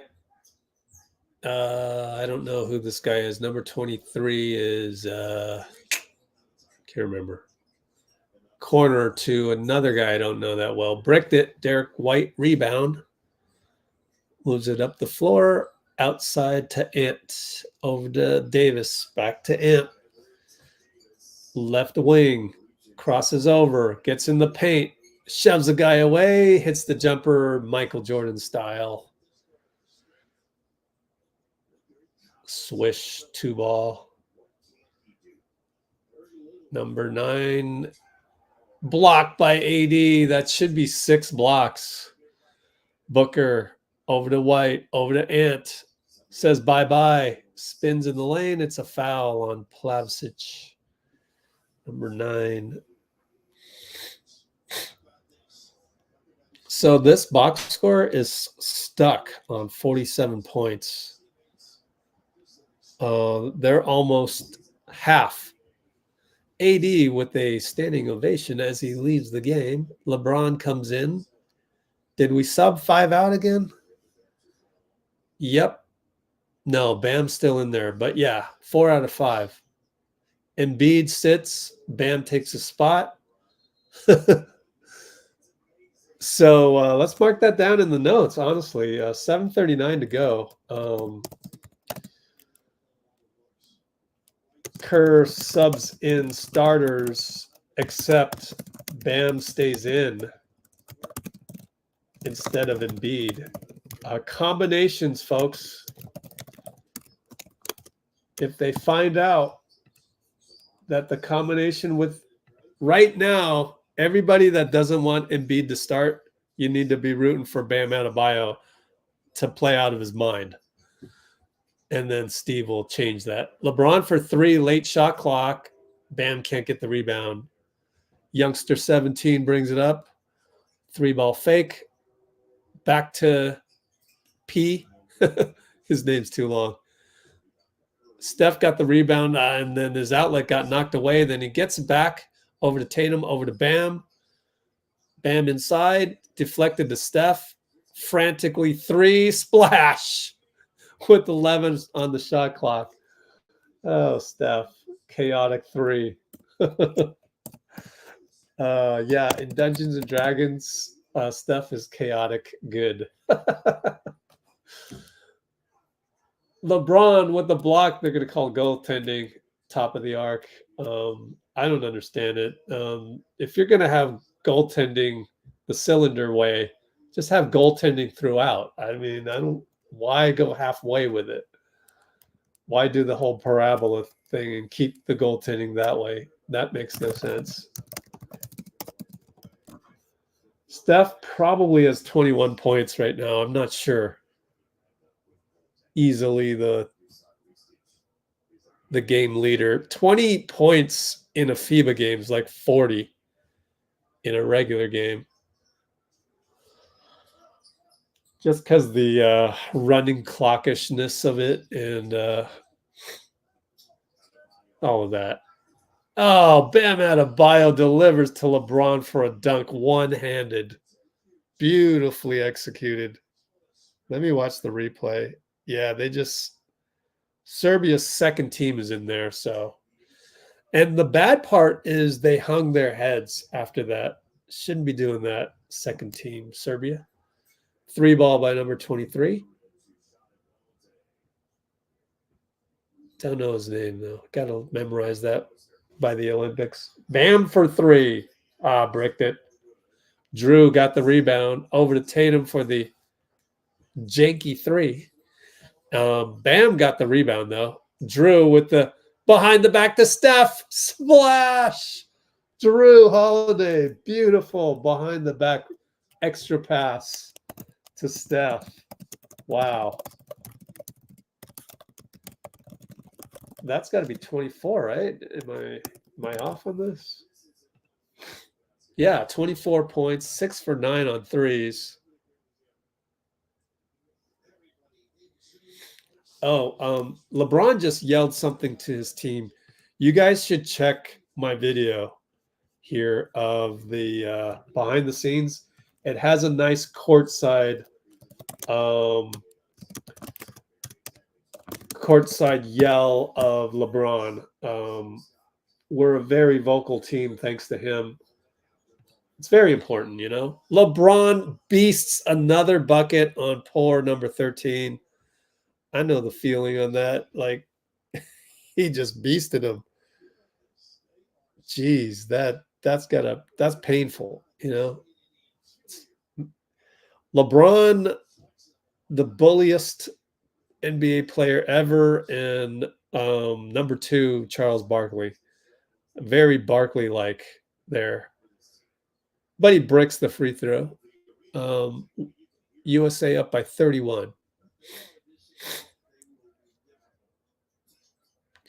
The crowd definitely loves it when we dominate. Steph doing a lot of switching on defense here.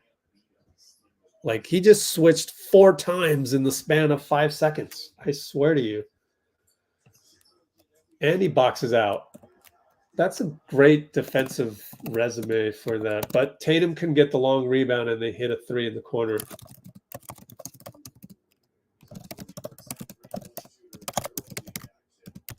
Steph. One-on-one. Fakes. Good cut. Bam couldn't deliver, but pretty good defense by 13. LeBron shaking and baking way out there. He wants to take the young skinny guy again. Goes left, goes right, gets it tipped away. Good defense. Has to throw it up. Got the rim at least, but bricked it. Great defense. And Tatum steals the outlet. Scores. So USA having a lot of fun right now. Doing what we do. I've had games like this where you just dominate the other team athletically and talent-wise. It's a lot of fun. You can do the things like hanging on the rim. Bam Adebayo did. When everything's clicking, you can do the switching around like Steph just did and still be in position. Tatum is doing multiple spins here as he posts up, fade away, 2 ball, no good. You can do that when you're feeling it. So this is easily the best we've ever seen USA in a long time. I mean, we got to date back to like probably, we weren't this good against France in 2020. So it had to be a pool play game in France. Bam with the rebound and missed 3. We're about to sub in. Is that Derek White? Is that Galloway? Langston Galloway? Not sure. 11 seconds on the shot clock for LeBron. Pick and roll. Bam. He goes no look behind the back. Back to Bam. It's a turnover, and then Bam does a take foul as things get really sloppy. Avramovic got fouled. So we're up by 30 with 3 minutes left, and it's a wrap. But that was sloppy by LeBron and Bam. And so let's answer those last few Markkanen things, if there is any.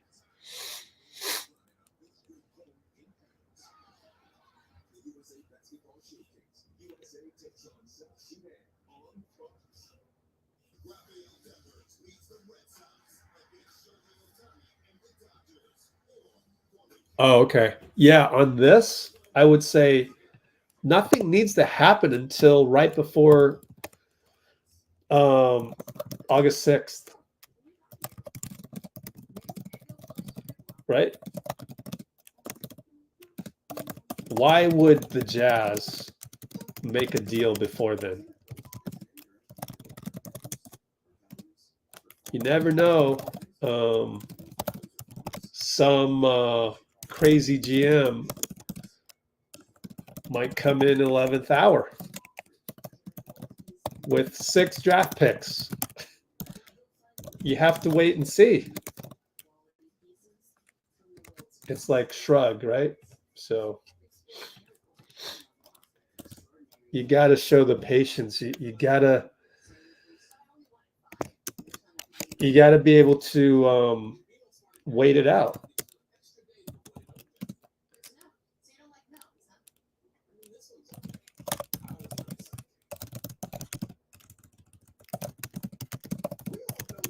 So I think it's probably time for me to do a video on some of this stuff.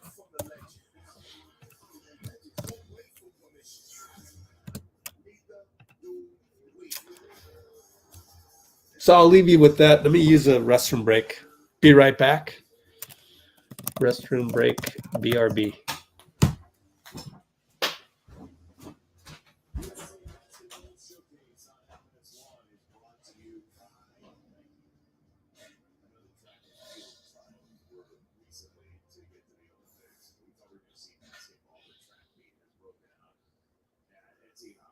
This is the Group C schedule, and the opener for Team USA is against this very same Serbian side. So here's your tape for both of these teams and see what shakes out in the wash in the first matchup of the group stage. I don't know if I want to play Serbia right away after this.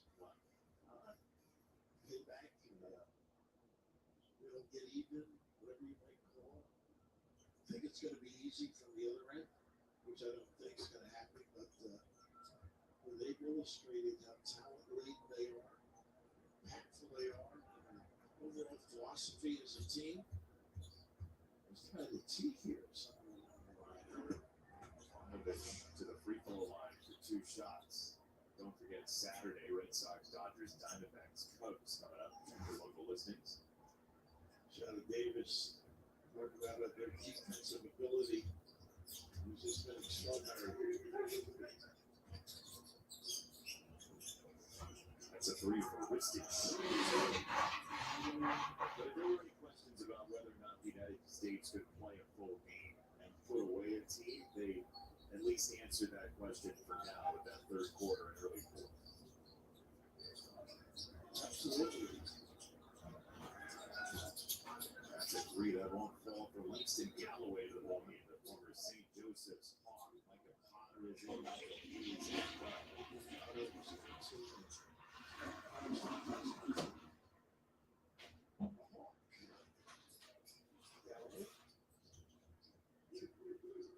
A lot of these guys are there for practice. Those two in particular.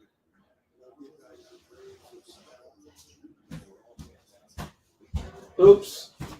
All right, I'm back. Sorry about that. Yeah, that is Langston Galloway that checked in. He can play now because this isn't an officially sanctioned Olympic game. Nigel Hayes is in there. Micah Porter, along with Derek White and Halliburton. So we're resting everybody. And got 15 players out there available today. But this is not normal. You would never see this in the Olympics because you only get 12. Porter for 3. Got it. Line drive. Good. Not Porter, Potter. Mika Potter. Who is, oh, God, who is he with again? Mika Potter.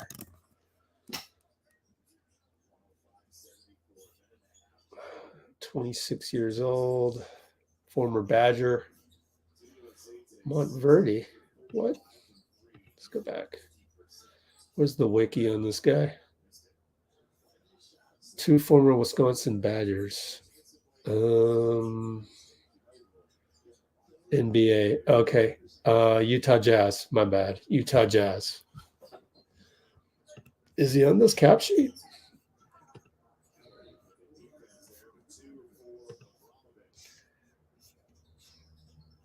Potter. No, he's not. So is he a two-way player?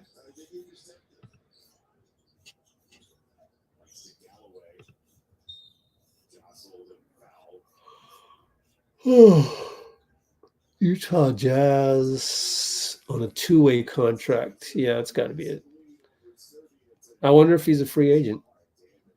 I don't know. Okay, let's go back to the comments. Known as a loving parent. Known for lessons that matter.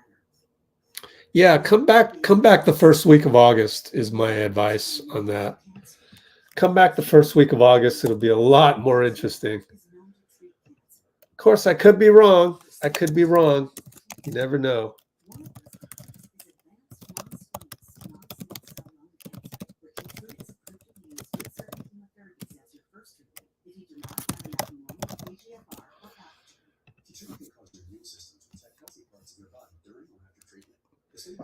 Okay, let's see.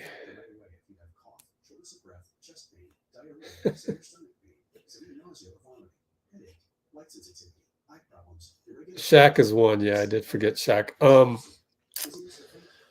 I was thinking more of wings and stuff, but yeah. I mean, there's a whole host of bullies in the paint. Moses Malone, Jokic himself. Let's see. LeBron didn't. I noticed that Tatum didn't pass to Steph that one time. But the Celtics have never been kind of the relocate type team. They've been the offensive rebound reload, but not the relocate a guy. Really, only the Warriors do that.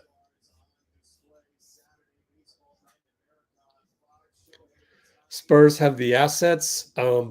It just doesn't make sense. I'm not sure that they would do this. Doesn't make sense.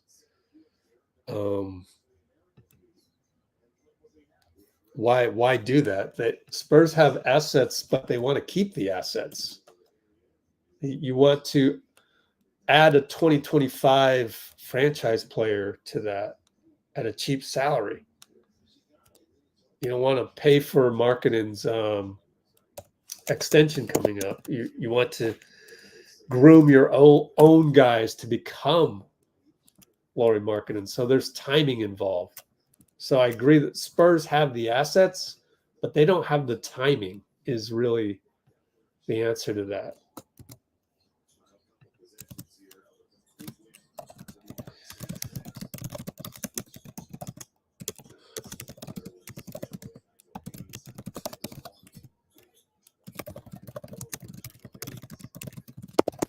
So, put it another way, like, this is what you tell people when they go, oh, but the Spurs have the assets to make this happen. So that makes the Warriors' pursuit, not the talking point. This is what you tell them. You go, the Spurs don't have the timing to make it happen. Lowry's about to make $46 million next year. They want to draft the Lowry that will make $46 million 5 years from now. You get that? Like that, it's a salary cap thing. Like, why would I want Markkanen now when I'm growing my team anyways? I'd rather have my Markkanens in 2030. So the timing's not right for the Spurs. And yet I could be wrong. I have to caveat everything with I could be wrong because this is the NBA. Things happen that you don't expect. Klay Thompson makes a decision on his free agency 4 weeks before free agency starts. Shit happens. So I always have to put the caveat. Anyways, it's a 105-70. We scored 100 in a FIBA game. That's pretty impressive. Thank you, Steph, for a wonderful game. And I'm glad we had the time to talk about Markkanen and kind of crystallize some of the thoughts that I've had. Makes me want to do another video, even though I'm really behind on some of these USA things. And this one got 30K views, so I'm kind of like, I want to do more. I love doing the behind the scenes because it's like I'm there. When I research all of this stuff, if I'm not actually there like I was in Vegas, it makes me feel like I'm there thanks to the technology of Instagram. But I aggregate all that for you, and it really does feel like you're there. In fact, I'll just play it as I close my closing thoughts here. But yeah, you get a sense of being in Abu Dhabi. You don't have to go there. You can just watch the videos. That's the beauty of our technology of today. It was actually seemingly a little bit empty inside, and I just think the configuration of the stadium, of the arena, is just unique.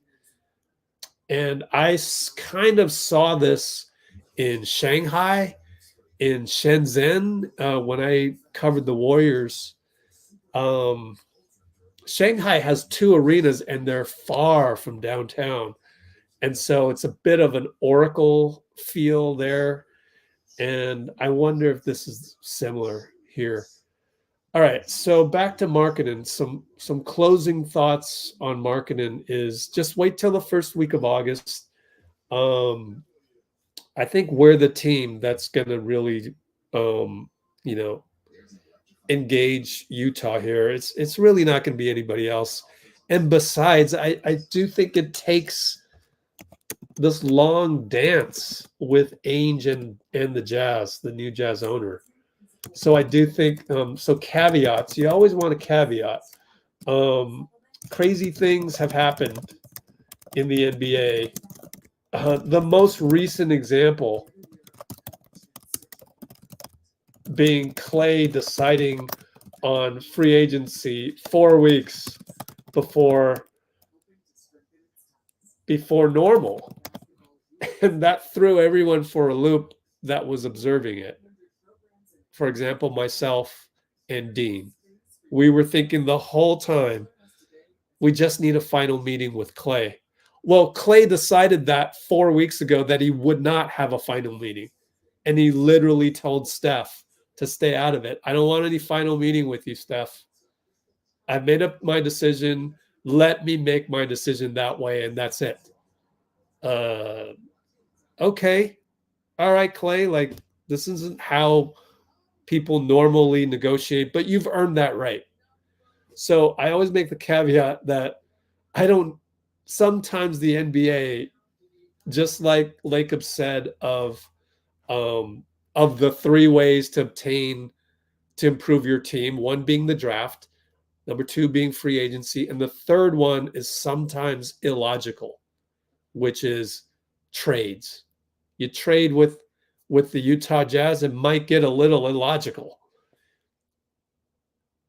It was a little illogical with Clay. Like, we could have improved the team the same way. We could have gotten Kyle Anderson. We could have gotten we would have had to come off of Gary Payton and Looney, but I think at this point everyone here agrees they're somewhat expendable now. I mean, it'd be great to have them, but Gary Payton and Looney, if we lost one or both of them, I mean, would that be a surprise to either of us by now? So like this is all to say that we could have kept Clay if, number 1, he agreed to come off the bench. Of course, the Mavs, he gets the start on the Mavs, who went to the finals. That's pretty hard to pass up. So 4 weeks ago, deciding on this from Clay, I mean, the formal offer from the Mavs wasn't there yet, but if you're Nico Harrison, you go, don't worry, Clay. We can add you. Don't worry. Sign and trade. We can add you. We're going to lose Tim Hardaway Jr. We got some space under that first apron. We can add you. Don't worry about that. You have a spot with us and you'll start. And so Clay's like, yeah, I get to start there on a slower paced team. So this looks like, the Mavs looks like a good opportunity for me. And if that falls through, I got the Lakers as a backup. You always want to have a backup insurance plan. And the Lakers being the backup is a pretty good backup to have. So Clay had it all figured out.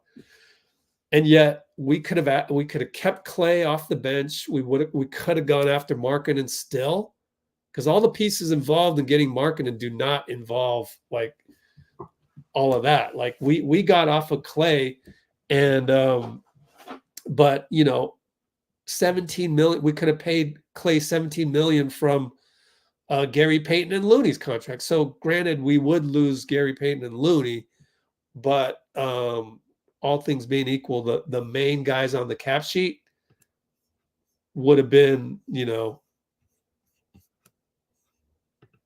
names like Markkanen, Clay, Steph, Draymond, Andrew Wiggins. We would get off of Andrew Wiggins to get Lauri Markkanen. So the ability to get off of salaries seems to be easier than we thought going into the free agency. So anyways, crazy things happen. That's what I've been talking about for the last 5 minutes, is that crazy things can happen. But barring a crazy thing, I think Markkanen is going to be a Warrior. I really do. Like, I've never been more confident. I'm more confident of this than like Kevin Durant.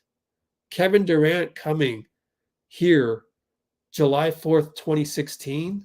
That might be the hot take that if you were to put that on Twitter, I would get a million haters instantly. In fact, I should probably do that. That should be like my new marketing strategy, is to go radio station style and just say that I am more confident of Lauri Markkanen becoming a Warrior than I was of Kevin Durant becoming a Warrior leading up to July 4th, 2016. That sounds crazy, but if you think about it, just think about it a little bit, and it's not crazy.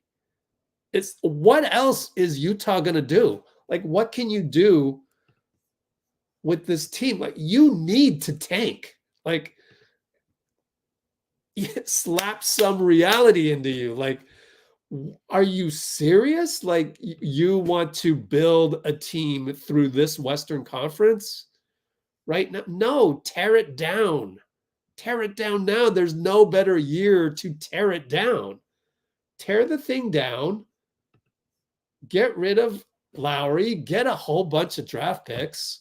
You'll get another first round in 2026. In fact, the Warriors could trade 2025 now that 2024 is over with. So the Stepien rule like works looking ahead. So looking ahead, you haven't traded 25 or 26. You can trade 25. Take your pick. Danny Ainge, Ryan Smith. You want to start 25? We'll go 25, 27, 29.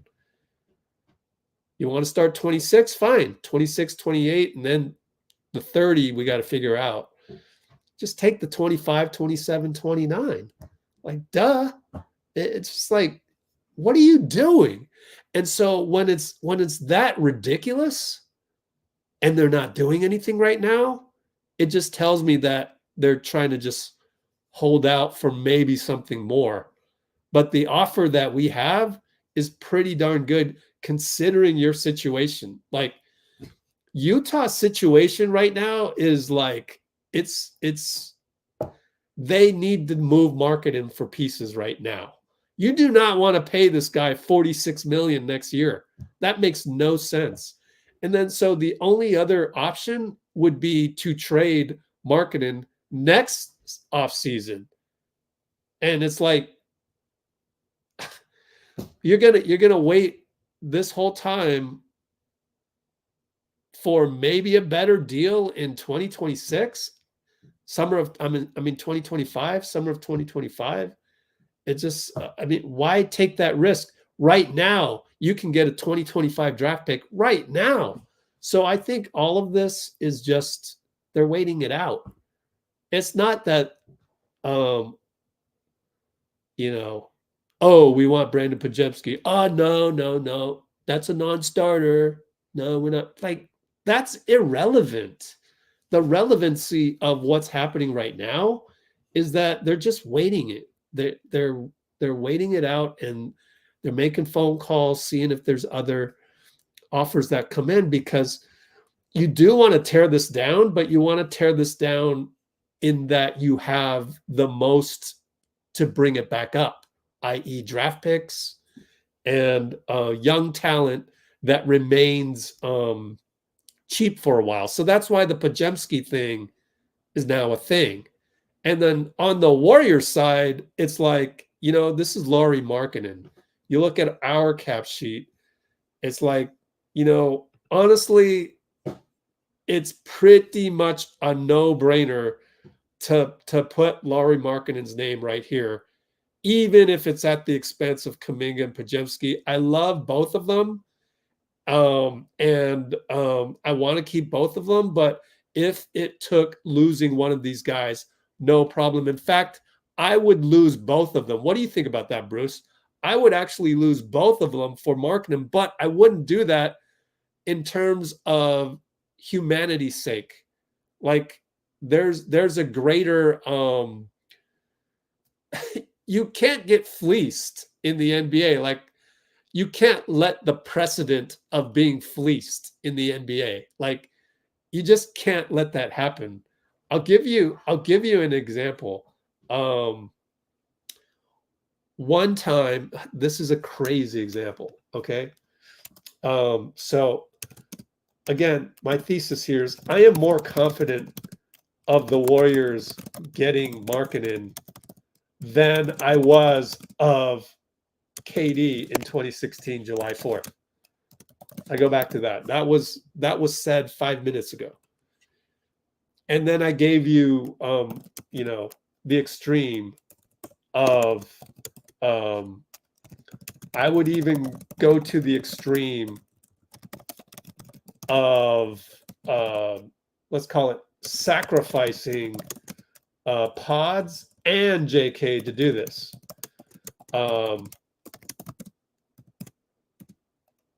To get Lauri, but you just don't do those things, right? Getting fleeced. That's not a thing you do. Like, I have my dignity. It's a dignity thing, right? Like, there's certain things I don't cross the line, like, right? You know, like just certain things you don't cross the line that there are laws for. So there's practically an unwritten law in the NBA. You don't get fleeced. You just don't. So just certain lines you don't cross. A couple examples I'll give you. Number one, one time my friends at the time, I don't talk to any of them anymore, certain circles that I crossed into in my life, they were doing coke right in front of me. I thought about it. I go, you know, I want to be cool with these guys. I'm not having the best time of my life right now. Things are not going that well for me. But I still, in the back of my mind, remember Len Bias. One coke hit could kill you. And I go, no, I just can't do it. Sorry, pass. Certain lines you cannot cross. The other line that I never crossed, I had a friend one time, female friend, meet me up in Vegas. Just, you know, we're friends. Come to find out, she's like a material girl. I did not realize this. I didn't see the signs. And she's in the Cartier store, and she wants to get this bracelet to match her other bracelet. Cartier. She goes, oh, these, what do you think? Should I get this new bracelet or the same one to match it? I mean, why would you get the same one? Get the new one, the one that looks like a nail around a hammer and nail around your, like, get the new one. And then she goes, oh, well, because she's from Canada, right? She goes, the exchange rates suck right now. And, you know, do you have any cash? And right then I was like, oh shit, red flag. Really? You want me to invest in your bracelet with a 0% return on investment? Oh my God. Like, so at that moment in time, I was like, no, I don't carry any cash. I just don't. Everything's Apple Pay for me. Sorry. And I vacated. I went from Cartier, it's in the Wynn, right? I took a walk and I went to go while she was buying her bracelet because she needed the bracelet. It's her birthday or something coming up. So she wanted to treat herself to something like that. So I asked an usher, where could I get more water for my water bottle? And luckily the usher gave me a tour of the Wynn. She took me to the lobby of the Wynn and this and that. And so I went over there while my friend was dealing with the Cartier, and she ended up buying it. Take a guess how much was the bracelet? Cartier, man. You'll never guess, dude. It was $8,000. So there's just like certain lines you don't cross. Like, no, I'm not, I know you're my friend, super attractive too. It's like, I'm not falling for this shit. Like, come on.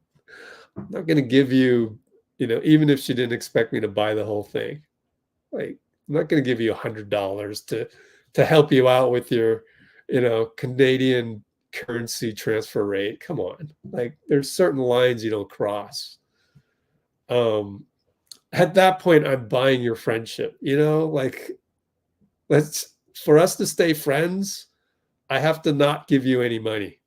I'm not ever going to do anything that feeds into your material girl thing. If you want to hang out, great, but we're not going to no expensive place anymore and this and that. Like, you have to prove to me that, you know, you're actually a friend in the traditional sense of being a friend. So there are some lines you don't cross. And the line that you don't cross with the Warriors is we don't give you Podziemski and Kuminga.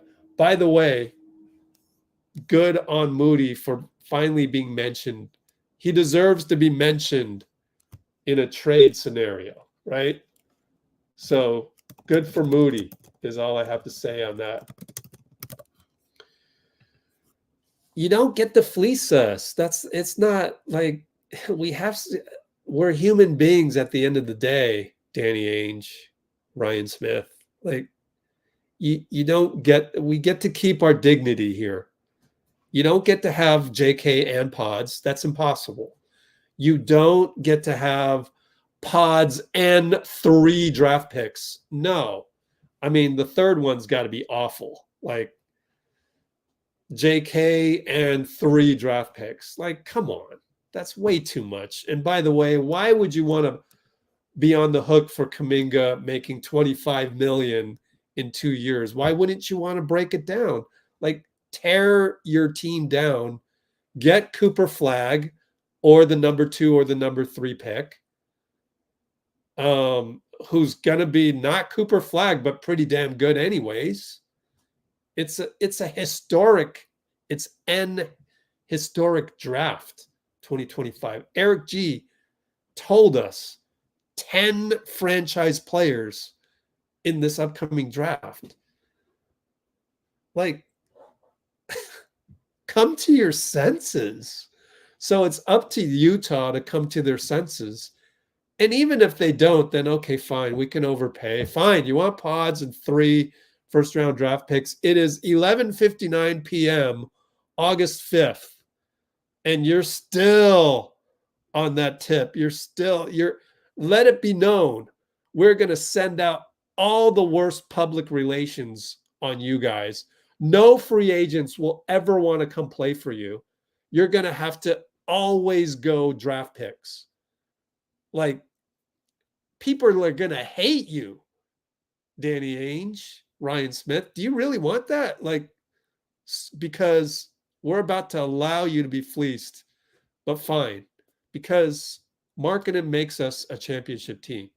He does. 7 feet, can shoot. The only thing he doesn't do above average is pass. That's fine.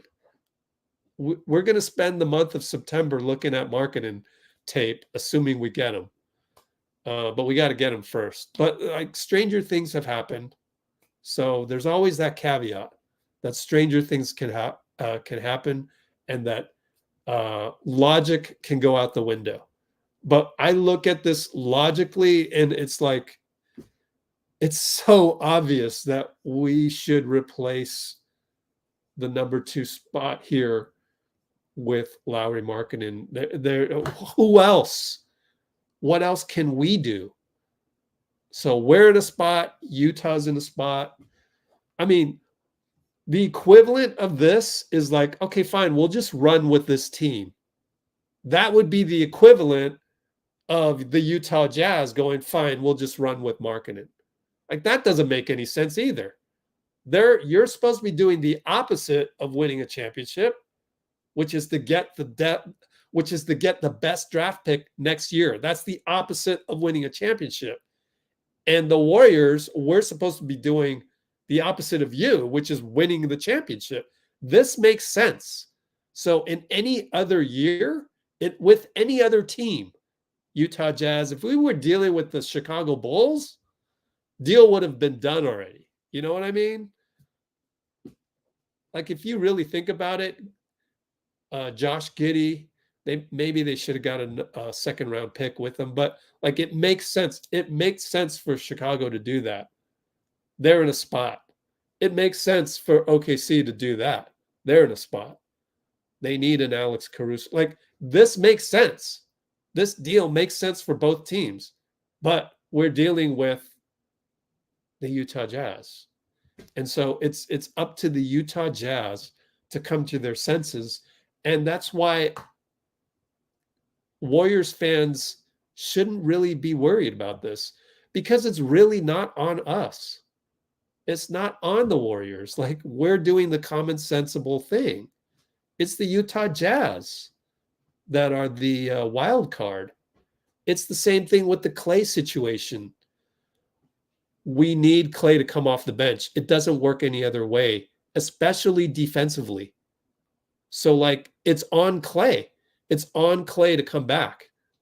It wasn't really on us. I know the reports were out about, oh, the talks were cold. That's just the media spinning it. It was cold because Klay already made his mind up by the time they got to the golf course 6 weeks before free agency. So, like, you know, that it's like that one was really up to Klay. I mean, Klay, if you really want to leave, if you really have a spot where you get to start, you get to shoot, you get the green light, you get paid about the same as what we can pay you, I mean, it solves itself. So Klay left. That was up to Klay, really. He could have came back and with Klay, honestly, he deserves it. Like, I don't have any problem with that, because he got 2 years of his basketball life taken away from him. So it's like somewhere out there's 2 years for him to make up. And that's with the Mavs. So best of luck. I mean, it worked out. But like, that was up to Klay, because Klay could have been like, okay, I lost 2 years. I'm cool with it. I've healed from this. And there's no more like competitive desire to do that. But then he's a competitor and he has competitive desire. And, you know, his mind will always be to make a shot, to stick it in your face, to get you to win, to, you know, 4 rings in your face and all of that. You can't really expect Klay to stop being Klay. Now, this whole Markkanen thing, though, it's just more like, you know, this is business. Like, you know, Danny Ainge, you're doing your job. There's no like sticking a 3 in our face when it's like making a deal. Like there's like, dude, you got to put the sword down. Like this is just, it's a business transaction. And like that type of competition doesn't happen when it comes to making trades, making draft picks and signing free agents. Like it's just regular business, dude. Like, so if you have something extra, then that's on you. Like, you know, if you want to do something that doesn't make sense, that's illogical, that's really just, that's on you. And so Warriors fans, Melly, you don't have to really worry about this. Like, if it happens, it happens. If it doesn't, then Utah blew a chance to rebuild. I don't know what else to say. Okay. We can trade 25 and 20, not 25 and 26. The key thing is we can trade 2025, which means we can then also trade 2027, 2029. So I didn't know this because we traded 2024. So I thought we couldn't trade 2025, but 2024 is over. It's done. So you look forward on the Stepien rule. So we can trade 2025 because we haven't traded it yet. And we haven't traded 2026. Had we traded 2026, then we wouldn't have been able to trade 2025. But we haven't traded 2025 and we haven't traded 2026. You look forward, so we can go here, Ainge, 25, 27, and 29. That's a no-brainer. He should do the deal right now just for that. But of course, the Mikal Bridges thing throws things out of whack. So I think that's part of it too, is getting over yourself. It'll come down to the wire. I love Brandon Podziemski. I hate saying that right here, especially we've had his father on the stream, but like I really do think Lauri Markkanen is worth it. He's 7 feet tall. You just, you know, Cooper Flagg is what, 6'9"? Like Lauri's taller than Cooper Flagg. And he can move like Cooper Flagg.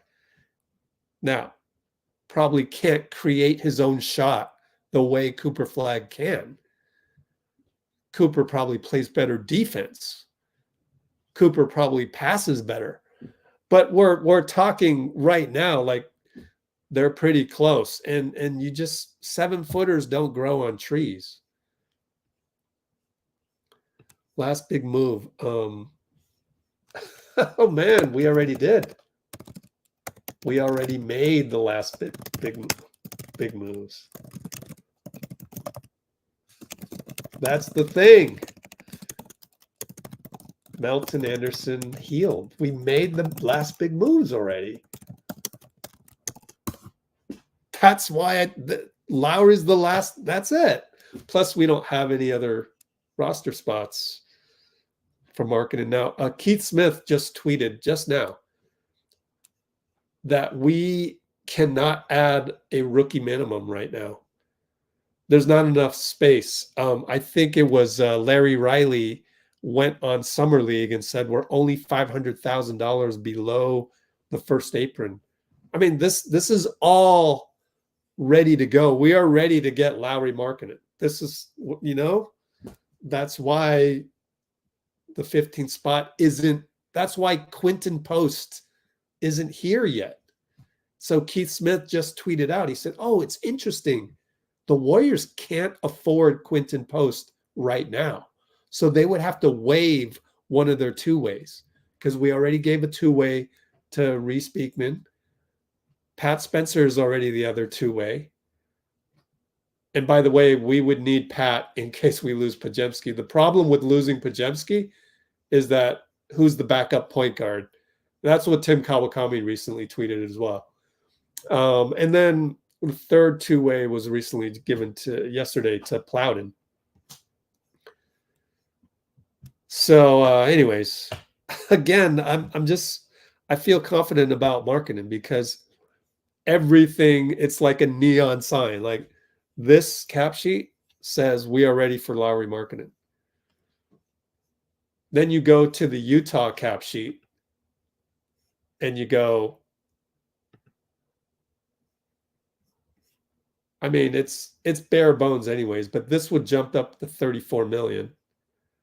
Which is more 16 more million, which, you know, they're still at 128 million.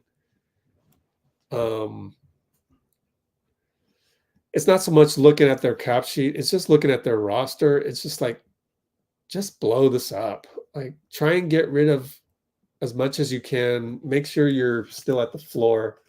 NBA salary cap floor.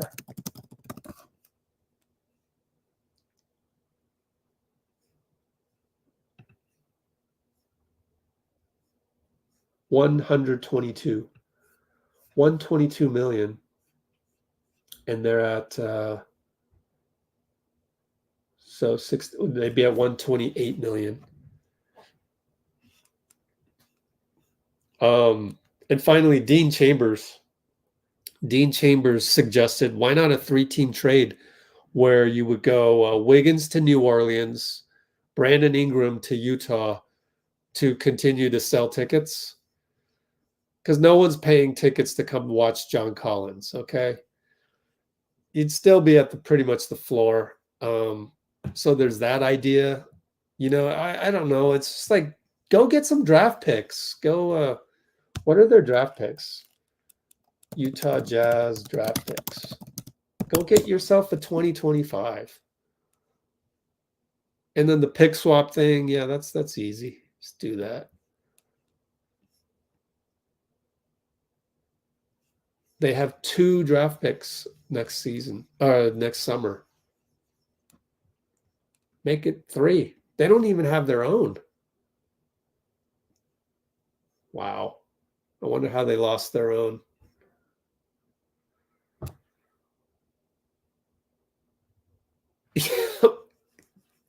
You have 2.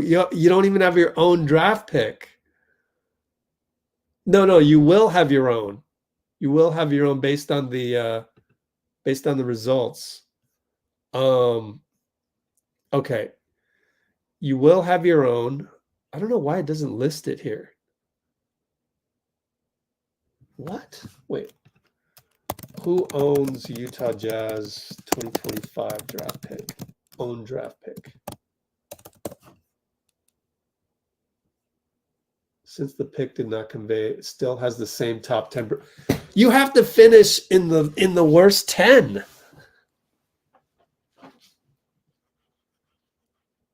I think that's why there's silence on the Markkanen trade right now, is because we know the Jazz are in a spot. The Jazz are in a spot, man. They need this. They need as many 2025 picks as they can. There's 10 franchise players in the 2025 draft.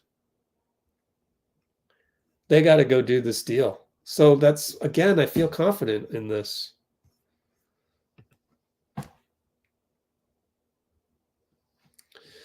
So we'll call it a day. Maybe I'll do a Markkanen thing coming up. I guess I should do it before anything happens. Definitely got to do this before August, the first week of August.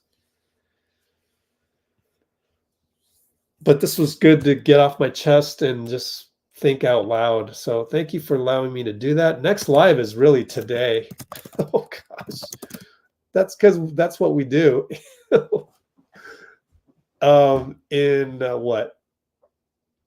6.5 hours. Oh, gosh. Cavs Warriors Summer League. So see you then. I don't know. Have I convinced you? The 21 of you. Let's do a quick poll. Are you now more confident that we'll get Lauri after hearing me talk? Yes, no, I don't know, abstain, etc. Let me know what you feel about that. I keep talking myself into this. Like, just every time I look at Utah, I go, what are they doing? I look at Utah, I go like, duh, get yourself another 2025 pick. Come on. I mean, it's a no-brainer for them to do this. You don't get to trade a guy. First of all, like anytime you trade for a star, former all-star candidate type, like it's you don't get like you don't we only have one draft pick. Like you shouldn't expect any more. Like Markkanen for 2025 and then 27 and 29, like that's the normal thing to do in the NBA. Just do it. Just be normal. So the more I look at this, and then you go watch the Monty Show, go watch it. They are frustrated out there. They're like, we don't have any plan. What's your plan? Why are you like wavering on this Markkanen thing? Can we just tear this down? Can we just get some draft picks? Can we just tank? Can we tank for Cooper Flagg? There's like funny memes out in Utah, out in Salt Lake right now that are like gag for Flagg, or just tank for Cooper.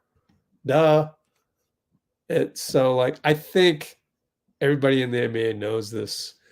And because everybody knows that they're it's like we're fortunate. The Warriors, we are in a fortunate situation where the 2025 draft is so obviously good.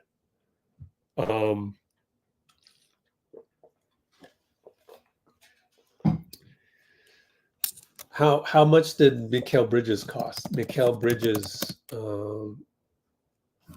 trade. Hall of picks.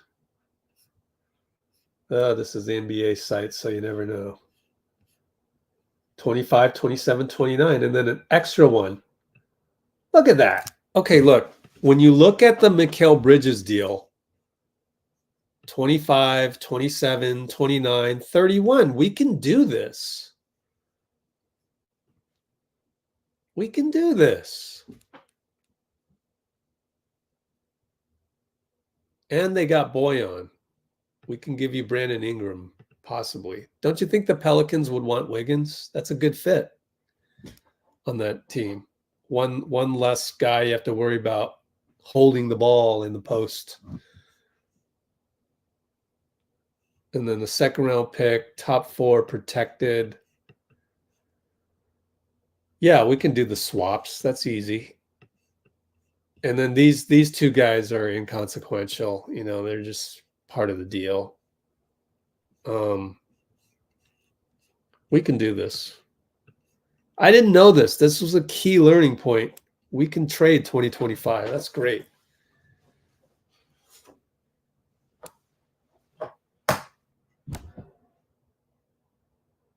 I think that's why there's confidence, and we went and got Melton so easily. We got Buddy Hield on a $9 million deal. Single digits. Dude, Clay is making almost twice as much as you. That makes no sense to me. Like, why would Hield come here? I think it's just like Lacob goes, look at what Mikal got. He brought in this haul. We can do this for Markkanen. Like, as long as Utah stays sane. Like, what you want freaking Podziemski along with this? No. So that's what we're gonna have to deal with. But at 11:59, August 5th, I mean, really, Utah? Come on. Like, come on now.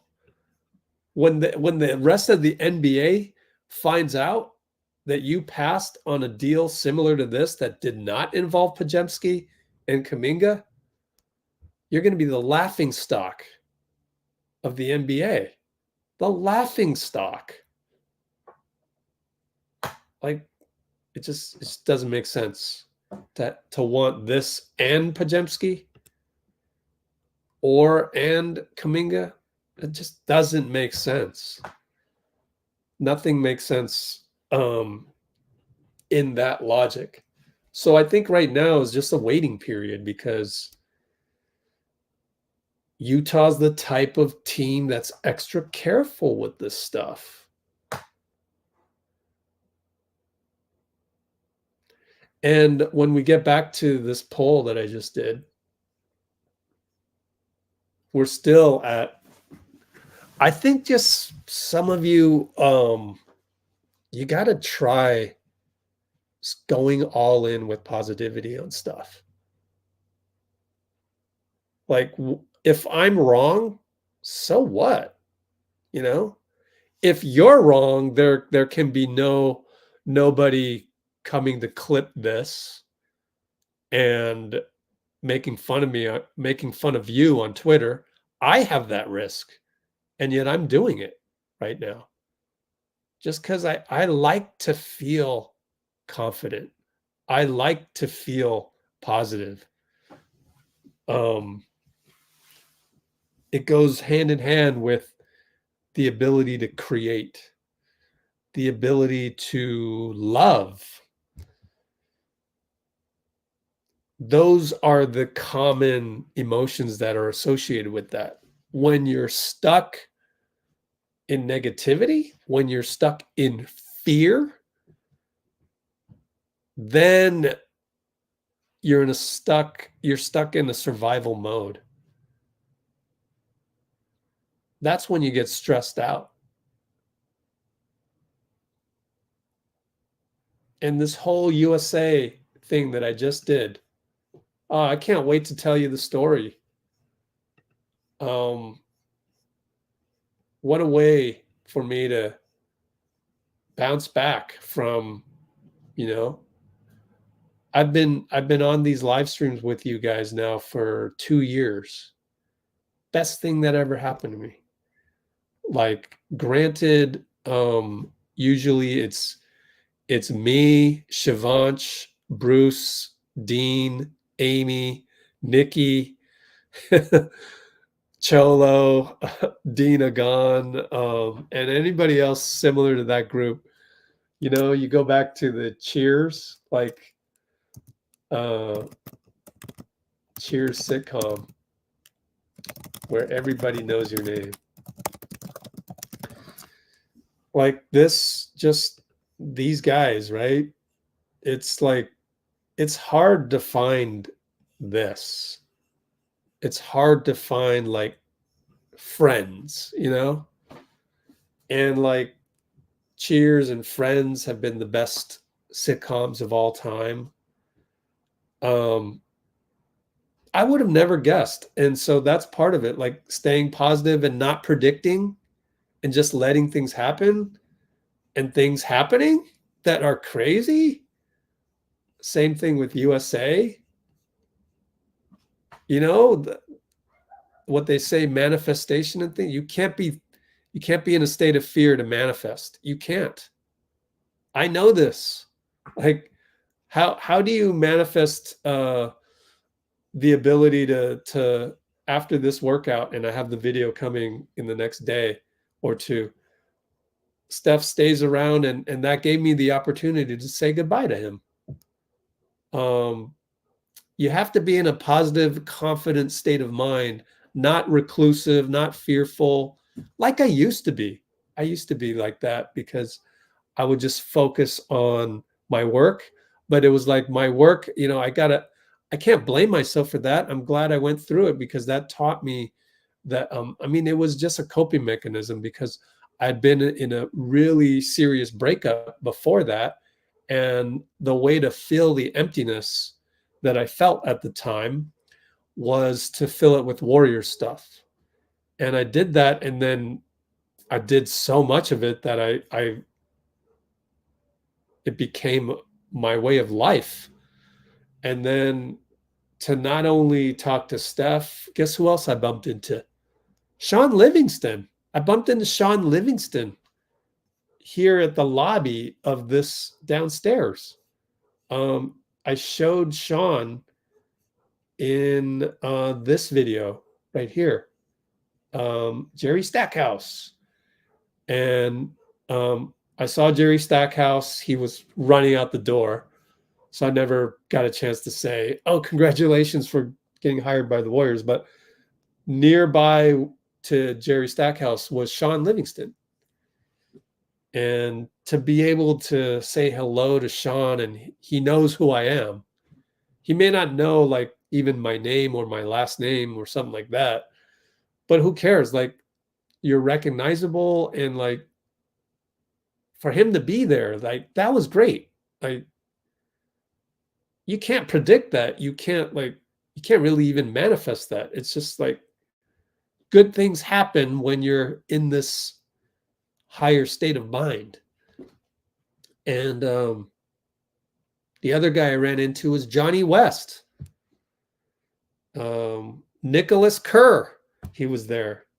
These guys know about Let's Go Warriors. It's pretty cool. Like, I can show you, they look at our stories all the time.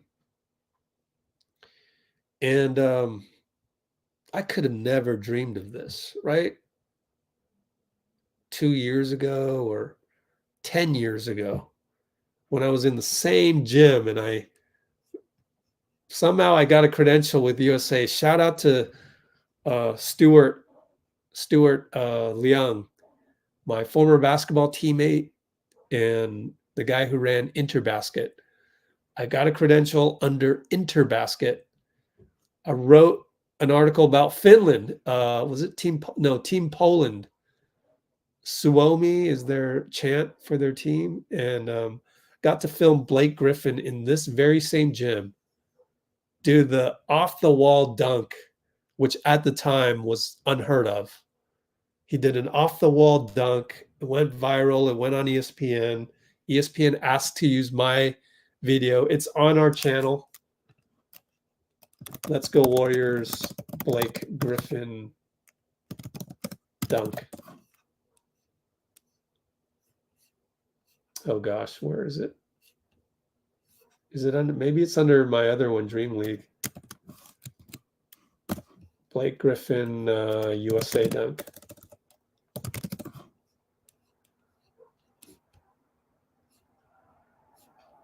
I don't know why it doesn't come up. I'll have to research that in September when I have more time. But that one got like 1 million views. I can believe it. 2012, 1 million views. And think about that. 14 years later, or 12 years later, here I am in the same gym. My last go round of it.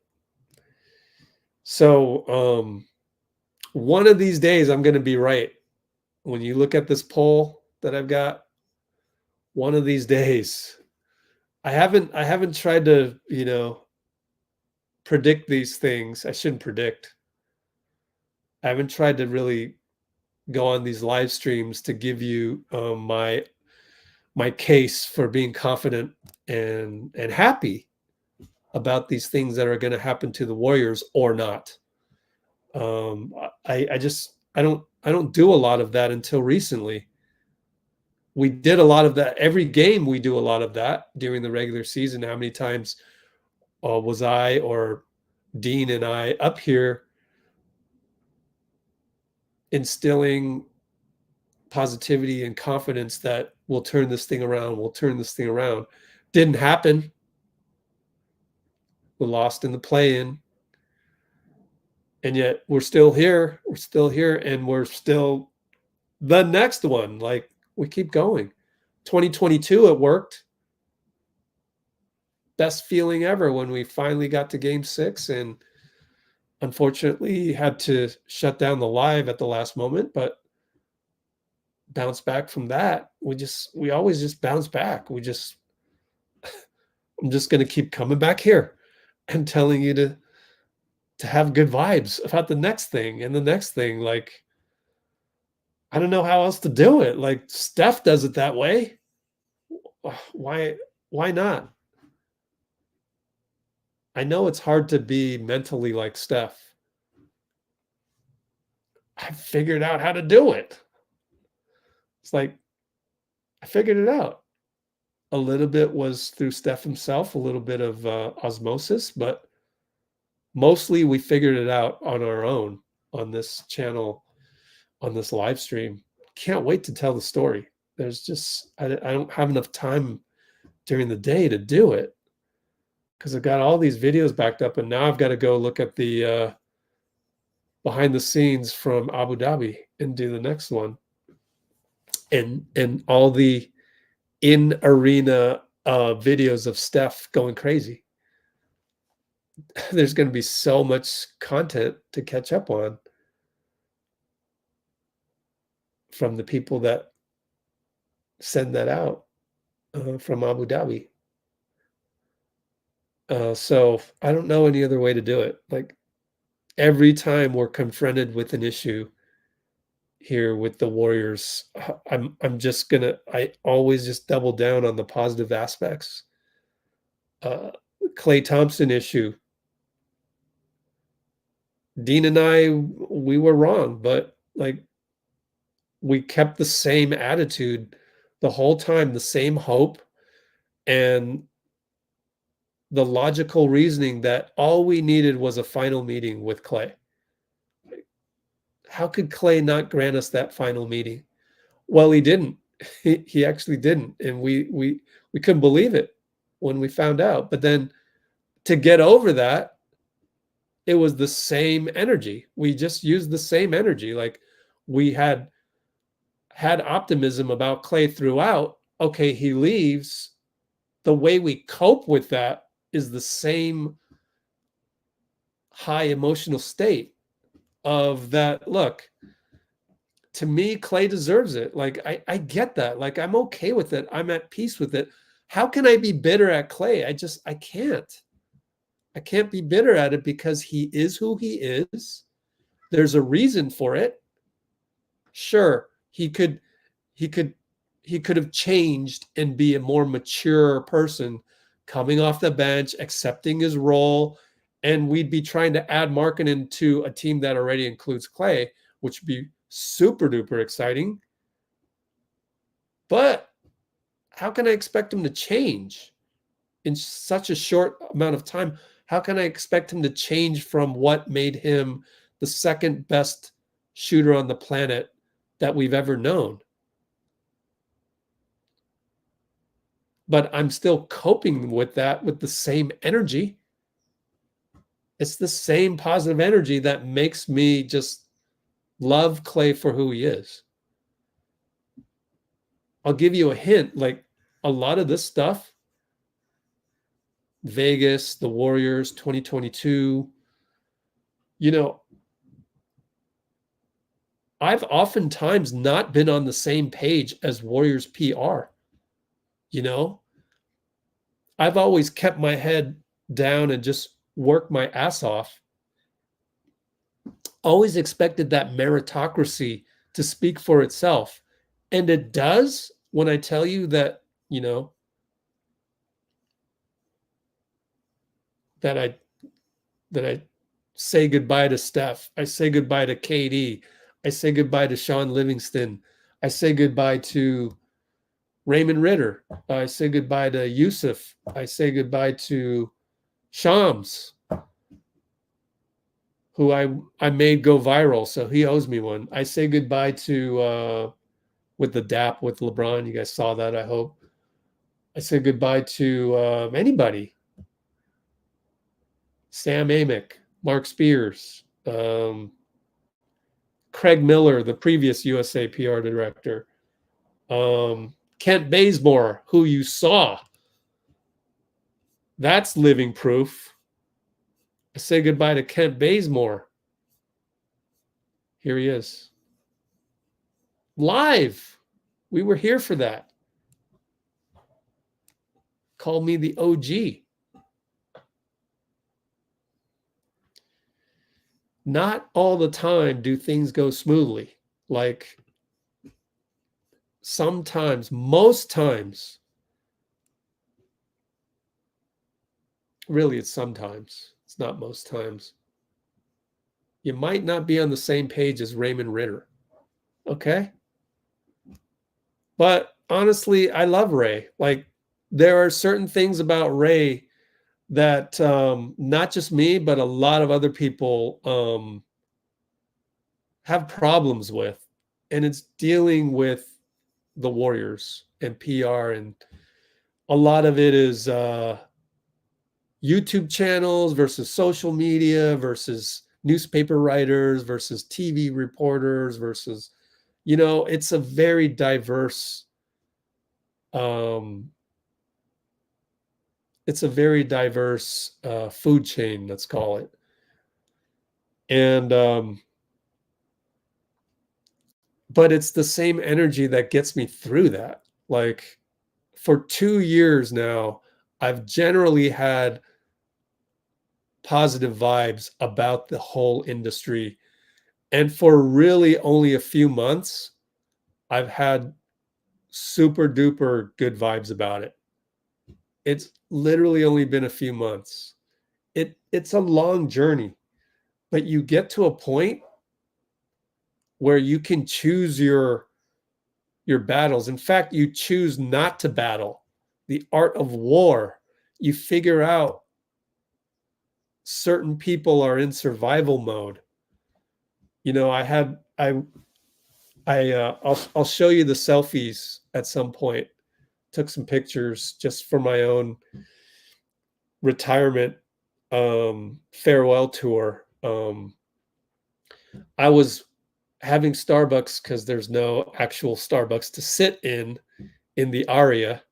We were on a bench. We had Starbucks. I was with Raymond Ritter. Eric Hausen walks by, and I go, Eric, bro, I'm retiring. You won't see me anymore. And you know what Eric says? He goes, oh, you mean I won't block your videos anymore? He's always like that, self-effacing. He's the Steph Curry of equipment managers.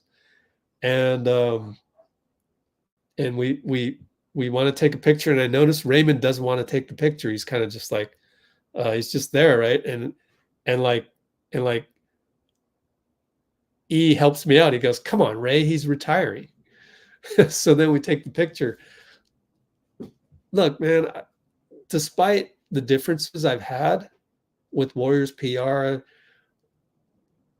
the differences every day with people on Twitter, in the media, I don't always agree with Slater, but I love the guy. I don't always agree with John Dickinson. I love the guy. You got to have that baseline of love rather than whatever else there is other than that. Stress mode. You got to learn when to put the sword back in the sheath. There's certain times that, people will have to butt heads at some point. And that's the flip side of capitalism. I mean, we can't all just have love all the time. Like, if I talked about this the other day, where did I talk about it? If I were a billionaire, I was talking to Arbel.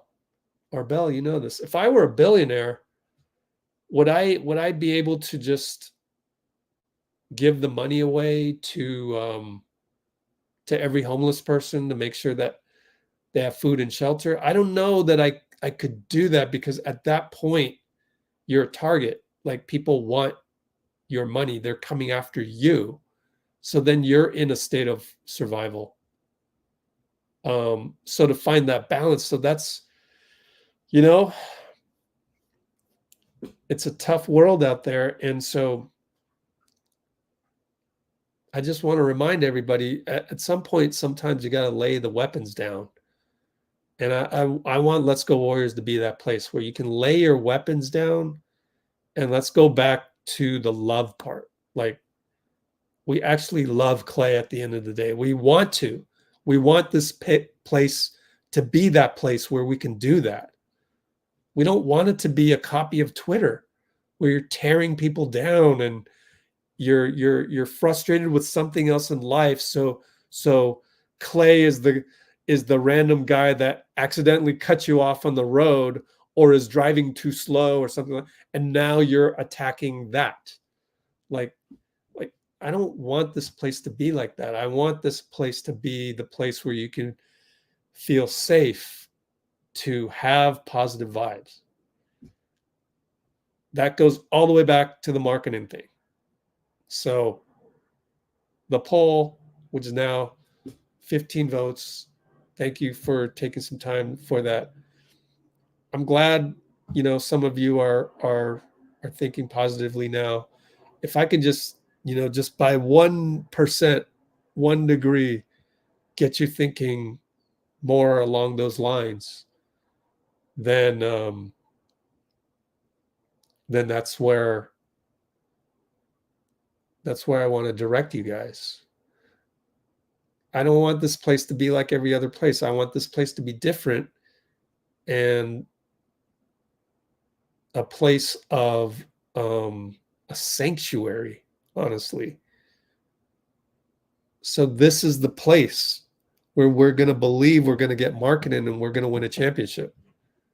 Because I look at our current roster, it's great that we got Melton Anderson and Buddy Hield, but those to me seem like pieces that are support pieces for like a Markkanen Curry 1-2 punch, or a Markkanen Curry Draymond triumvirate. And this is the one place where we're going to do that. We're going to keep doing that. We're going to love ourselves for that. That's the key thing. Don't ever forget that. The people on Twitter, they don't even love themselves. They're so mad that they need to complain about everything on that platform, which encourages that. How does that help you as a human being? I don't know that it helps at all. It's detrimental to the progress of humanity because the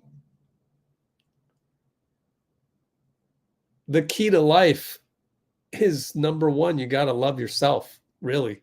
Like, you're stuck in your body. Like, that's number one. Like, when you die, guess who you're with? Yourself at a minimum. I mean, you got to love yourself, number one. Like that, there's no way around that. And the moment you realize that, and the moment that you commit yourself to finding the path towards that, that's the moment you've changed, and that you can really see life differently at that moment in time. And it takes a long time. Some people don't even know what they don't know.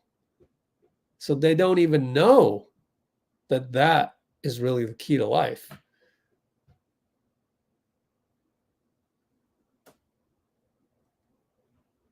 So that's all I got to say. Oh, thanks, man.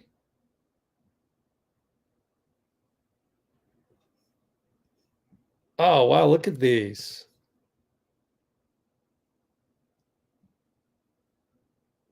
Thank you. All right, so throughout all this, I did forget to tweet out the link to this live stream. Oops. That's the third straight time I've done that. I think I'm pretty much ready to give up on that platform. Although I did do this on Instagram. So that's cool. Yeah, Hall of Fame. Cool, man. Yeah. And as an insider, it's not like I have sources or anything. In fact, one of my sources, my friend, Chris DeMarco, doesn't talk to me anymore, man. I don't get it. He hasn't replied to like the last 10 texts. I'm going to try one more time in September. I don't know. I'm not going to go to any more games and stuff. I don't know what I'm going to do. But like, if I don't see him, then I don't know what I'm going to do on that front. But like, bro, I think he's afraid of me, like in terms of like, let's go Warriors journalism and misinformation and what, but just dude used to be the Shaq of my basketball league, Chris DeMarco. Can you imagine trying to defend a 6'7" guy? 6'7". That's always kept perspective of me of Clay, because Clay is 6'7", and he would do post-up drills with Chris DeMarco, and I'm sitting here going, man, Clay's the best shooter, second best shooter of all time on the planet, and yet if he was in my league, he'd not only be the best shooter, but he'd also be the best post-up player, because 6'7" is just a crazy size to be in our men's basketball league in the Bay Area back in the day. So that is to say, I don't really have any insiders. All I do is research and talk to people that have insiders would be it.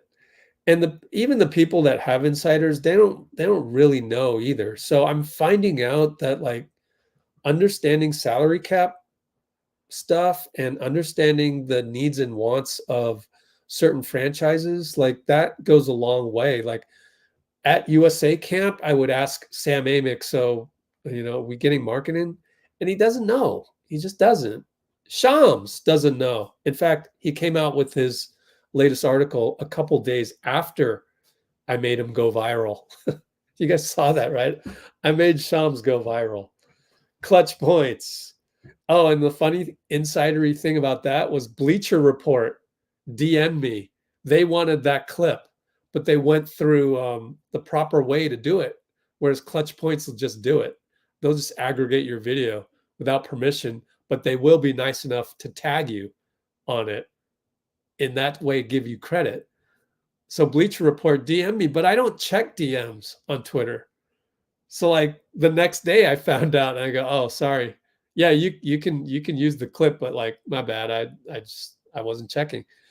And the funny thing about it is somebody else I saw on Twitter, a journalist that is on the Twitter feed that I have. One of these journalists here on my feed said that they gave permission to Bleacher Report, and then Bleacher Report ran his clip, and then they didn't credit him. So I guess I'm happy that I missed Bleacher Report's DM, which is odd because isn't that weird? So they're Time Warner Cable. They own Bleacher Report, so they've got to go through the proper process. Whereas Clutch Points gets away with it because they're a smaller outfit. And yet Clutch Points didn't ask for permission, but they credited me. Bleacher Report asked for my permission, but would not have credited me. Weird. So which is the better organization? I'm going to say Clutch Points is the better organization out of those two. Of course, sometimes they go off on a tangent and they screw up. And then a lot of their reporters, they're good reporters, but they get emotional. They're young, they're 20 something and they can't help it. NBA journalists are on Twitter, so they have to get emotional and complain about something. And they did complain. They complained about Bleacher Report. So it's just funny how circular all of this stuff is. Anyways, I digress. Thanks, Shivansh. So we'll call it a day. We will go to the Just Us, and then I'll be back right on here in 7 hours.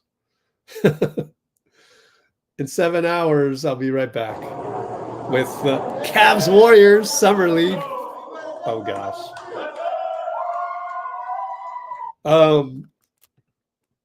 So will our eyes bleed in 7 hours? Let's end the poll real quick. I'm glad I got 41% of you to say yes. It was a close vote, honestly. Close vote. Brate, everybody. Oh, you know what? We missed the Decky tribute. Steve Kerr said he was going to do a Decky, like wear the t-shirt or something. So when I do the behind the scenes video on our channel, I'm sure we'll see some semblance of that. In fact, there's probably a post-game interview somewhere that I'll be able to access. I actually have the practice from the moment they stepped on the plane to go to Abu Dhabi. The moment they came off the plane, Steph did the Falcon thing, held the Falcon. So did Jokic. Jokic did that as well. And like, so I have all of that. And then there's post game from just now that just happened over in Abu Dhabi. But I'm glad I'm here, though. You know, I'd rather talk about this stuff and then collect the information when I'm not with you guys rather than killing myself for this footage. Killing myself to get the Q&A. By then, I'm like, 5-6 hours working at the arena. I got to get back to the hotel. It's probably an Airbnb, as I probably couldn't have afforded an Abu Dhabi hotel, that kind of thing. I'd rather be here, which is why I retired from this stuff. Right here, everything you see here, all this behind the scenes, especially this one where I had to hustle to the tunnel, and you saw that. How many times did I walk to the tunnel in the Bazemore one? At 6 or 7 times. Like, it's tiring. Like, I'm done with that. Like, I'd rather be here. We have the technology to get all the information, or 80% of it, 85% of it. It's good enough. Even if I'm at the arena, I might miss something. There might be something else going on which causes me to miss the Kerr Q&A. Maybe Steph is in the mixed zone where he's giving interviews at the same time. So I'd rather be here. And I think this is the way to do it. So with that said, Brate, and I can't wait to kind of maybe see a Decky type of tribute from Steve Kerr. I'm sure he talked about it because he talked about it at practice 2 days ago. So with that, we'll see you in 6.5 hours. Yeah. Appreciate you. See you soon. I've got to go do the thumbnail for that. So I got to what? Is Daquan Plowden going to play or not? I don't know that he will. Who's on the Cavs Summer League team? I got to go research that. Oh, man. I don't know what else to do. Who else is on our team? Beekman going to play? Let's really quickly just check Anthony Slater. Give us an update on the team, Anthony. Anything? Jerry Stackhouse. What? Steve Kerr? How did they get this? Steve is in Abu Dhabi. Slater does an article about Jerry Stackhouse. So I'm going to go check this out. What else is happening? Lacob. Oh, this is the one where Lacob. Oh, they have a little video of it, huh? This is the one where Lacob bowed down to Clay. I don't know that they actually have it. Terry's stuff. When did Slater talk to Kerr? Interesting. Maybe it was an exclusive call. Okay, well, we don't know who's playing in Summer League tonight, so it might be an eyes bleed thing. So anyways, thank you all. We shall see you in 6.5 hours. Bye-bye.